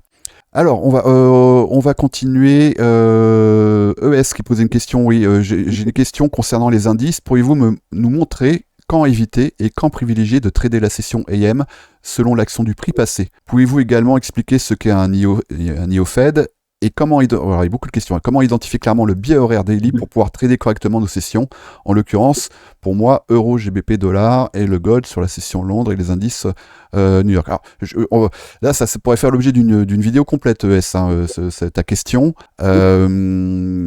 Pour ce qui est... alors là il faut... Moi, je te conseille quand même de regarder les core content du mentorat 2016-2017 parce qu'on va pas pouvoir se substituer à ce travail-là sur... Alors si je peux me permettre juste au pire, Vas-y, ce qu'il peut faire, c'est qu'il copie-colle sa question dans le salon où j'envoie la daily review. Ah oui. Et après le live, je prendrai du temps pour lui répondre, à toutes ces questions. Comme il y en a pas mal, ça évitera sinon de débattre sur le comment on va faire, etc. Voilà, si jamais je me propose, je peux lui répondre répondre à ces questions juste après le live. C'est super. Ben, merci beaucoup. Bah tiens, une réponse à laquelle tu vas certainement pouvoir répondre, enfin une question à laquelle tu vas certainement pouvoir répondre également, Pierre, c'est la distinction. C'est vrai que c'est une question qui revient souvent, et je vois que ça continue à ne pas être clair pour beaucoup, la différence entre un breaker block et un mitigation block. Alors, si tu veux partager ton écran, n'hésite pas. Voilà, comme ça sera fait, et puis on pourra le mettre en capsule.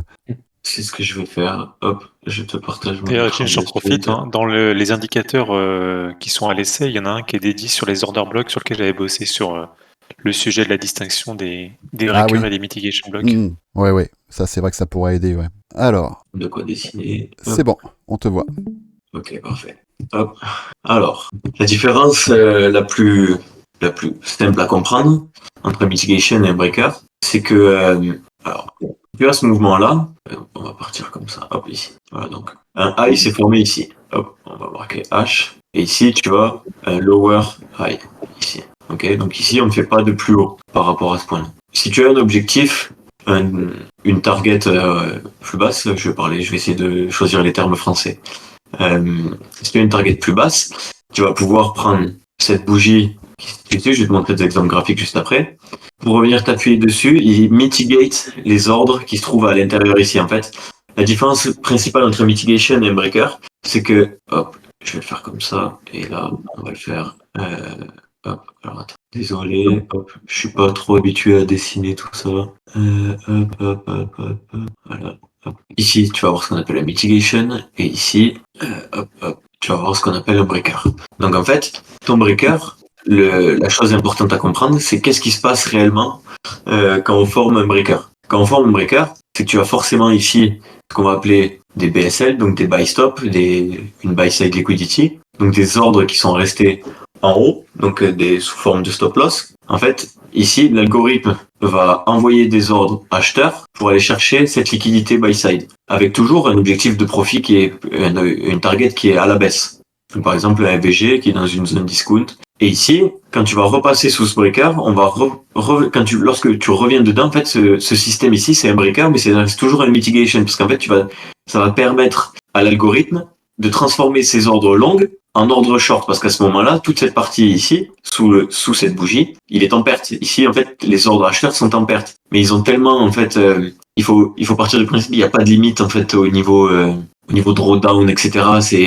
Ça n'a rien à voir avec ce qui se passe sur nos comptes. Donc en fait, lui, ici, il va être en perte, mais lorsqu'il va revenir ici, il va couper ses ordres acheteurs ici, comme si tu coupais à break-even, pour les envoyer en plus des ordres short qu'il a couplés au-dessus de la buy side. Parce qu'au-dessus d'une buy side, lorsque tu as un mouvement de reversal ici qui va se former, tu vas avoir des ordres short qui sont envoyés dans le marché. En fait, les stop loss qui étaient ici, attends, je vais essayer de clean un petit peu le chart. Quand tu as une buy side, lorsque tu as un mouvement haussier avec ton reversal ici, les ordres buy side qui étaient ici, donc ici ça va être des ordres, des stop loss, donc des ordres sur le marché, ils vont être couplés aux ordres vendeurs du marché pour en envoyer encore plus. C'est ça la logique du marché qu'il faut comprendre. C'est pour ça que le marché fonctionne avec la liquidité, parce qu'il se sert de tes stop loss pour envoyer encore plus d'ordres sur le marché. Donc quand tu vas avoir un breaker qui va se présenter sous cette forme-là, par exemple ici tu as une buy side, voilà, ici, hop, ici, tu viens de prendre des sell side ici, par exemple, voilà. Donc des ordres longs sont envoyés dans le marché, hop, et maintenant, ils envoient les ordres, les stop loss ici qui étaient restés au-dessus de la buy side dans le marché en ordre short. Donc maintenant, on part à la baisse, mais ces ordres ici, il faut qu'ils les coupent parce que sinon ils vont être en perte. Donc ils vont revenir dedans et échanger leurs ordres acheteurs, les clôturer pour les repositionner en short. Ça, c'est la base d'un breaker. Un mitigation, ça va être à peu près la même chose, sauf qu'un mitigation, tu vas avoir, du coup, ici, hop, par exemple, on va partir comme ça. Un mitigation, ça va permettre aux gens qui ont acheté ici, en croyant qu'on va aller chercher cette buy side, justement. Ici, ils ont des ordres au niveau de cette bougie. Ils vont revenir les chercher pour, pareil, les clôturer à break-even et les renvoyer à la baisse. Mais tu vas avoir ce modèle-là. Ça va plus être lorsque le marché, il est vraiment... alors, en anglais, on dit heavy, donc lourd. Quand tu as une forte baisse, et justement pour revenir sur la question de ES, lorsque tu as un mitigation, tu vas avoir aussi une forte probabilité, j'en profite, je l'inclus dedans. Alors hop, si tu as un mitigation block qui se forme, donc cette buy side n'est pas prise, et ici tu as ton mitigation qui se forme. Ici, si tu as un VG, c'est un environnement d'IOFED. Donc IOFED, voilà, par exemple, par rapport aux 50% de ton FVG. Ah, mais je répondrai plus, je ferai quelque chose, vraiment un document PDF complet au pire dans la journée sur tout ça que je posterai dans Daily Review. Mais du coup, pour revenir à ta question, voilà, la différence principale, c'est que tu n'as pas de higher high qui va se former. Ici, tu as un mitigation parce qu'ici, tu n'es pas venu chercher ces highs. Et ici, tu vas avoir un breaker parce que ces highs ont été target. Et du coup, la logique de ces modèles sont différents, mais ça reste à peu près la même chose. C'est toujours de venir clôturer des ordres qui sont actuellement quand on repasse en dessous, ils sont en perte, pour venir les injecter à nouveau dans le marché sous forme de nouvel ordre, donc ici vendeur, et à l'inverse acheteur si tu prends un breaker ou un mitigation aussi. Voilà. Ah, J'espère que merci. c'était pas trop. Non, super clair, Oui, super clair. je dois avoir quelque chose. Il n'y a pas de liquidity sweep sur les mitigation blocks. Exactement. Mais j'avais quelque chose, j'ai une petite, je l'inclurai de toute façon dans le, pas de souci, j'inclurai ça dans le, je l'ai pas là. Je vais l'inclurer je vais faire un PDF juste après qui répondra aux questions de ES, qui inclura la différence entre mitigation et breaker, avec des exemples graphiques, etc. Ouais, super. Je m'en occupe juste après pour un peu plus de compréhension. Eh ben merci. Alors on va regarder s'il y a encore parce que là je pense qu'on va pas tarder. Là je m'étais dit 16h30, donc on arrive à la fin. Alors le money management. Alors c'est encore là c'est ES. Quel est selon vous le modèle de risque à appliquer lorsqu'on cherche à performer dans le cas d'un challenge sur propre firme, dans un autre cas où l'on va plutôt chercher des profits constants et limiter le drawdown, donc plutôt sur un compte de fonds propres et un compte financé sur propre firme après avoir passé un challenge. Bon là, on a déjà un petit peu abordé cette question-là. Je sais pas si on pourrait ajouter grand-chose à ce qui s'est déjà dit, à la question qui était plus haut, celle de Philou. On va peut-être passer... Weston encore. Quels sont les critères et les conditions qui permettent de déterminer le moment idéal pour commencer à trader sur les indices américains? Ah oui, ça, je trouve qu'elle est intéressante cette question. Par exemple, pourquoi certains traders prennent-ils position dès 8h30 à l'Open Chicago, tandis que d'autres préfèrent attendre l'ouverture officielle 9h30, voire patienter jusqu'à 10h? Qu'est-ce qui influence ce choix et comment évaluer le risque de manipulation ou de volatilité à ces différents moments? Est-ce que moi, je peux y aller si vous voulez. Comme vous voulez, ouais. Si tu veux répondre, si tu veux donner une réponse en premier, j'y vais. Non, vas-y, je t'en prie. Allez. Avec les Alors, invités. ça, moi, je vais beaucoup le faire, comme il s'était enseigné dans le Mentorship 2023 et même avant. Ça va se jouer avec tout ce qui est calendrier économique. Alors, par exemple, quand tu vas avoir une annonce économique, on va dire, assez importante après 9h30, on va appeler ça comme ça, après 9h30, donc après l'Open US, voire plus tard dans la journée, comme les FOMC qui arrivent l'après-midi, tu vas privilégier souvent, en fait, c'est dès que tu penses que le marché va être problématique pour toi, après l'Open de 9h30, tu vas préférer trader le pré-market. Donc le pré-market, c'est de 7h à 8h30. Et tu peux même te servir, en tradant le pré-market, du news à 8h30 pour atteindre tes objectifs. Après, ce que tu peux faire aussi, c'est de jouer avec la vision du graphique ETH et RTH, donc Electronic Trading Hour ou Regular Trading Hour. Donc électronique, je vais montrer au pire. Hop. J'aurais même pas dû couper mon stream. Hop. Donc ici, par exemple, tu vois, tu vas avoir Electronic Trading Hour, Regular Trading Hour. Ce qui est important de comprendre, c'est que ici, par exemple, tu vois, on a un gap qui s'appelle l'Opening Range Gap, qui est présent quasiment, on va dire, dans 93-94% du temps, tu vas en avoir un. Ce qui est important de comprendre, c'est que c'est entre guillemets lié avec la vue électronique ici où il n'y a pas de coupure. Donc tu as la vue du price action overnight. Donc overnight, après 16h14, donc la clôture des heures régulées, entre guillemets, du coup, de 16h14, et l'open de 9h30. Ce qui est important de comprendre aussi, c'est que par exemple, si juste avant comme par exemple ici, on va prendre l'exemple, je vais prendre l'exemple de hier. Hier, par exemple, ici, donc pendant le pré-market, donc entre 7h ici et on va choisir 8h30, voilà. Comme fin pour trouver une entrée, en fait, ça va être ce créneau-là. Tu avais en fait toute cette liquidité overnight qui avait été créée et qui avait déjà qui était encore présente, on va dire, sur le marché, qui n'avait pas encore été engagée. Donc ça, c'était quelque chose, même s'il n'y avait pas de news à 8h30, même sans news à 8h30, tu auras toujours un petit peu de volatilité, comme tu as l'open du CME, tu auras toujours de la volatilité à cette heure-ci, et tu auras toujours des setups qui vont être proposés. Mais la différence à savoir quand trader avant et après, c'est que par exemple aujourd'hui, tu vois, hier du coup on était au-dessus de ce range overnight. Et on avait, l'argument principal réel, ça va être le calendrier économique. Au début, pour faire simple, c'est le calendrier économique. Si tu penses que le marché, il va être compliqué pour toi à trader, comme il y aura une annonce économique importante dans la journée, ou tôt dans la matinée, ou plus tard dans l'après-midi, comme le FOMC, tu auras ce mouvement qui va s'effectuer pendant le pré-market. Donc de 7h à 8h30, ce sera ta meilleure fenêtre pour trouver une entrée en termes d'opportunité.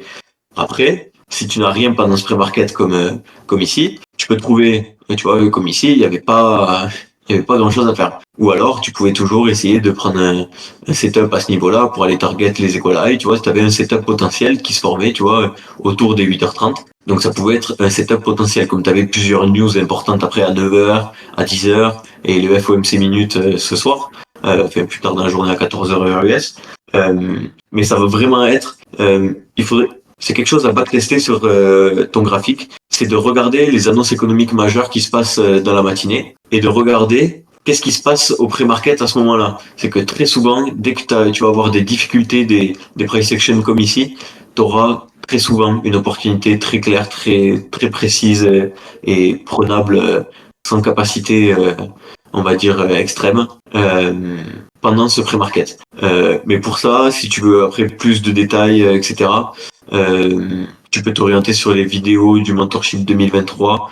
Il en parle à de nombreuses fois et aussi dans le 2024. Mais la principale raison, ça va être le calendrier économique.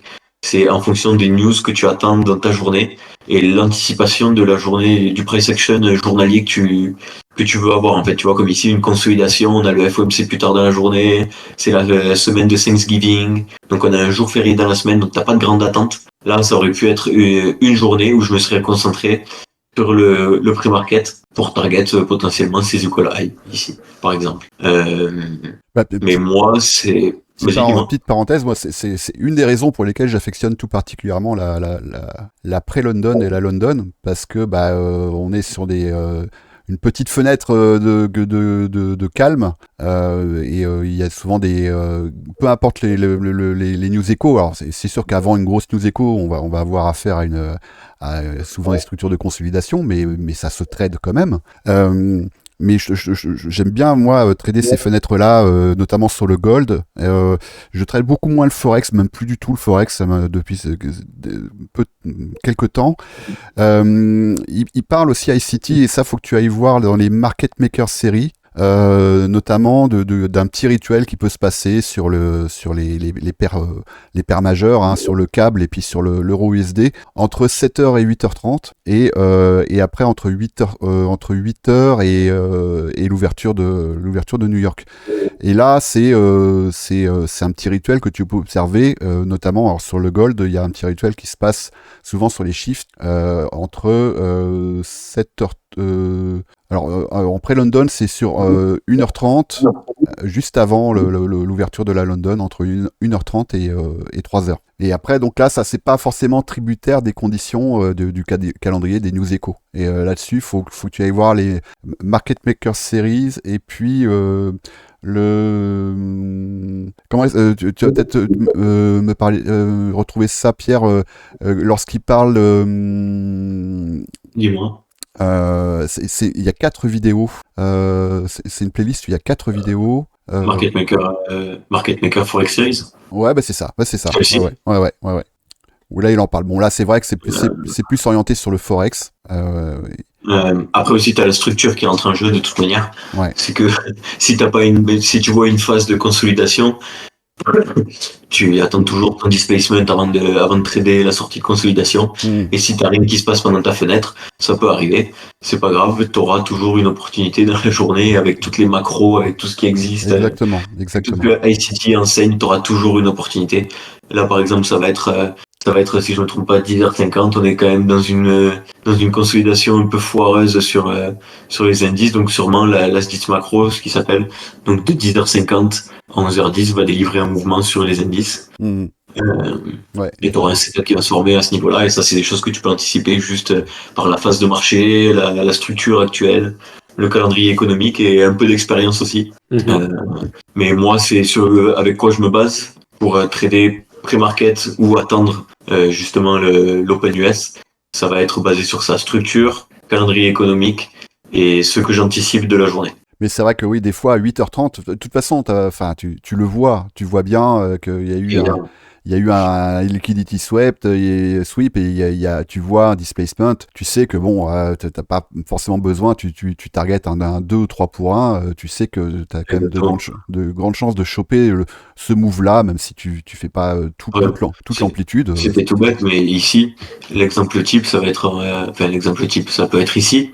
Par exemple, si tu attends justement ta fenêtre de pré-market, donc avant l'open de 9h30, là ici, tu remarques ces écoles high qui se forment, tu retournes dans le N-Walk, tu vois que les corps ils restent bien au niveau du quadrant supérieur de ton N-Walk, tu as une SMT qui s'est formée avec ES à ce niveau-là, un shift ici, donc tu peux même louper ce premier et reprendre ici dans le deuxième qui arrive quand pendant la macro, 8h50, 9h10, et tu targetes les highs, ou tu peux même target une projection de ce range qui est atteint dans la majeure partie des cas, qui est 0,25. Et tu rentres pendant ta macro, hop, et tu targetes 0,25 au-dessus des equal highs. Et tu as toujours un petit setup, tu vois, comme ça, qui peut se former avec des SMT, dès que tu vois une SMT, de toute façon, tu sais que tu vas avoir un mouvement qui va se produire.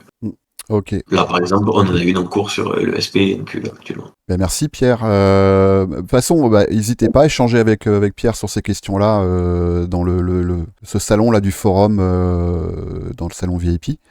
Je sais qu'il est toujours ouvert pour échanger là-dessus. On va voir si on peut traiter encore une ou deux questions peut-être. Bon après, si ça vous plaît, franchement, si la formule vous plaît, peut-être qu'on en fera d'autres, des lives. Et on pourra aussi faire éventuellement des vidéos enregistrées où on a le temps de monter un petit peu. Alors ça, c'était une question encore. Pouvez-vous expliquer étape par étape? Bon, alors ça va être peut-être un peu long. Ça pourrait peut-être faire l'objet aussi pourquoi pas d'un post écrit. Comment vous procédez pour vos analyses de marché? Quels sont les éléments que vous examinez en premier? Et comment progressez-vous chronologiquement jusqu'à la prise de position? Alors moi, je vais pas y répondre parce que je pense y répondre un petit peu à travers mes market reviews, même si je ne délivre pas forcément tout. Peut-être Kéo, toi, tu pourrais peut-être nous dire un peu si tu as un rituel comme ça avant de rentrer en position. Comment est-ce que tu analyses tes marchés? Bah, en fait, moi, c'est simple. Ce que je fais, c'est que je délimite toujours mes previous daily high et low, déjà. Weekly aussi. Donc, sur Mhm. mes charts, j'ai toujours mes high, mes lows de la session précédente, donc de la veille. Ce que je fais, j'analyse toujours mes charts en weekly et en daily. J'ai toujours le même rituel, même si c'est jour après jour, je le fais toujours pour l'avoir en tête. Ensuite, j'ai toujours sur mes moniteurs, j'ai 3 time frames. J'ai la 15 minutes, la 5 minutes et la 1 minute. Voilà. Mhm. Je regarde sur mes licornes, en tout cas, la prise de liquidité qu'il peut y avoir en 1 heure ou en 4 heures, donc toujours une high time frame. Et je peux aussi me destituer aux 15 minutes. Et ensuite, ce que je fais, c'est que sur du 5 ou du 1 minute, je rentre directement. Mon biais peut être erroné. Si je vois que la licorne se développe qu'elle soit bullish ou bearish, je rentre directement. Et après, je target. Donc, de toute façon, l'algo, il va chercher quoi? Il va soit chercher à rebalance une imbalance, ou soit il va chercher un high ou un low. Et ça, c'est Mhm. une de mes 2 targets. Après, je regarde aussi beaucoup la zone premium et la zone discount. Et en fonction d'où je me situe, je target. Mais en soi, ce que je fais, c'est toujours ça. Quand je me connecte, je regarde toujours donc mon daily, je regarde mon weekly daily, et en fait, je pars de high time frame à low time frame. Toujours. Mhm. Le dollar, en toute honnêteté, avant, je regardais énormément le dollar, mais il m'a un peu biaisé pendant un temps. Donc à l'heure actuelle, je regarde beaucoup moins. Je regarde énormément aussi les SMT qu'il peut y avoir entre les 3 indices, pour ma part, vu que je suis sur les indices. Donc, je vais regarder l'IS, le Nasdaq et le Dow. Voilà. Et en fonction, ça pourra me donner un aperçu sur la journée qu'il peut y avoir. Et surtout, à savoir quel type de news il va y avoir dans la journée. Comme aujourd'hui, on voit que le marché sur les indices à l'heure actuelle, il est pourri. Pourquoi? Parce que il y a les FOMC minutes à 14 heures. Donc 14 heures, je crois que c'est Ouais. du 20 heures. Mhm. Donc là, moi aujourd'hui, je fais rien. Je regarde, je backteste rien du tout, je regarde. Voilà. Je sais qu'il n'y a rien à prendre pour ma part. Donc on verra ça ce soir. Mais voilà, ça dépend Il y en avait une de belle. chacun. Après, lui, Pierre, un setup à prendre. Peut-être que toi aussi, Jim, tu as quelque chose à prendre. Moi, à l'heure actuelle, il y a rien qui me dit d'intervenir. Certes, il peut y avoir des breakers, il peut y avoir des FVG, tout. Mais à l'heure actuelle, le marché, là, il est plus en consolidation il décrit aucun mouvement, quoi. Si on regarde dans la session, tu regardes le Nasdaq, tu prends le point le plus haut et le point le plus bas, on a tout juste 100 points, quoi. C'est pas énorme. Sur une AM, c'est que dalle, quoi. Mm. Il y en avait une sur Après, je sais pas ce que t'en la penses, Pierre, London je ce sais pas ce que t'en matin. penses, mais c'est pourri, je prends rien du tout. Là, il n'y a rien à prendre. On attendra plus tard. Et comme il dit, il y a la macro dans un peu moins de 20 minutes. 10h50, 11h10, celle-là, elle est plutôt efficace. S'il doit y avoir du mouvement, ça se fera. On verra bien. Mais à l'heure actuelle, moi, il n'y a rien qui m'intéresse. Voilà. Rien du tout. Je sais pas si tu l'avais vu, Mais voilà, est-ce que j'ai répondu à la question? cette config ce matin. Ouais, c'est un trade que j'ai pris ce matin ici, là. Tu l'as pris sur quoi? Sur le Nasdaq ou le Nasdaq. sous? Voilà, bah Ok. là, tu vas tout de suite voir de quoi ça parle, hein. Ah, c'est sûr, mais Ici, je l'ai prise, voilà, celle-là. J'étais pas devant voilà. l'écran, mais Et je la, l'ai la licorne. pris et Ouais, ouais. j'ai pris mes profits ici sur ce. Alors j'en ai pris ici premier Ouais. et après j'ai rechargé j'ai rechargé ici dans cette zone et je vais Ok. targeter juste l'imbalance ici, voilà.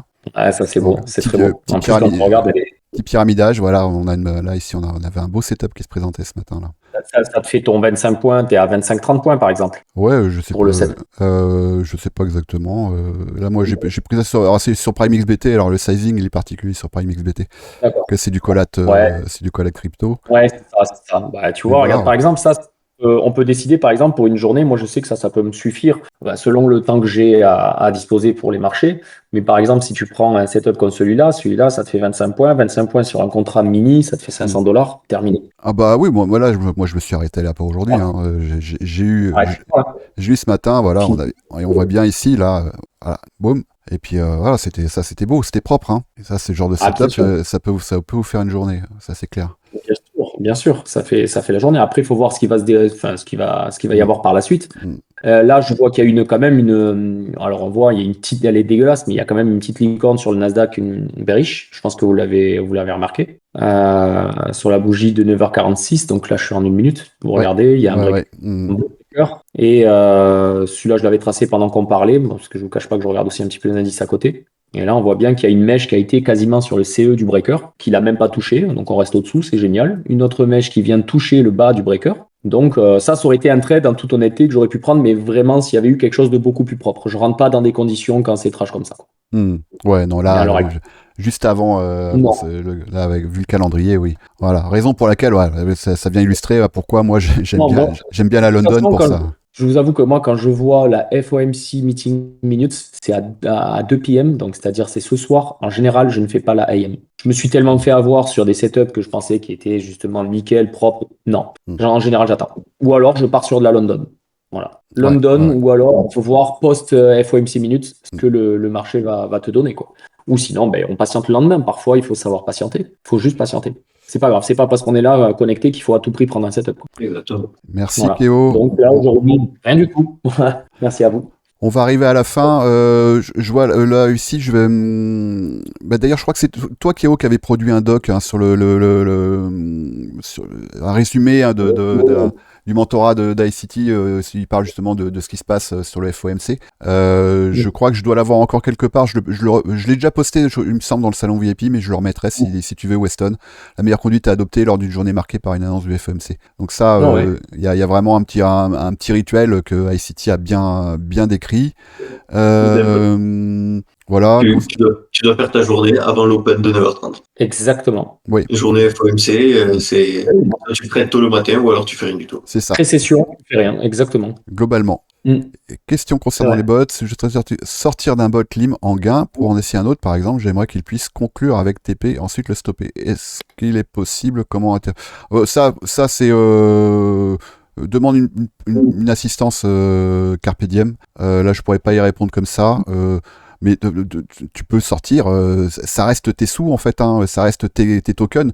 Lim, il agit sur le spot, donc tu achètes des tokens, tu peux sortir à n'importe quel moment. Ce qu'il faut bien comprendre, c'est que à partir du moment où tu mets le bot en erreur, tu risques, s'il y a une liste d'attente, à retourner dans la liste d'attente. Et ça, c'est automatisé. C'est pas nous qui décidons de punir les gens, c'est un algorithme qui décide de ça. Mais tu peux sortir à n'importe quel moment. Voilà, c'est juste, tu fais ce que tu veux, c'est tes tokens, c'est ton wallet, tu fais ce que tu veux avec. Et je crois que on a tout. Alors, on n'a pas tout dit. Moi, je voulais refaire un petit point sur le copy trading, mais ça serait trop long et je le ferai dans un market review. Ça n'a pas forcément besoin de se faire là pendant le live. Je vais éditer ce live pour enlever pour essayer de le compresser un peu, faire en sorte qu'il tienne dans 2 heures de vidéo si possible, voire même un peu moins. Je couperai personne évidemment, mais je vais enlever les blancs, je vais enlever les et tous ces trucs là parce que j'ai un plug d'IA qui me permet de le faire assez rapidement, donc ça me demande pas trop de travail et ça sera plus agréable à regarder pour ceux qui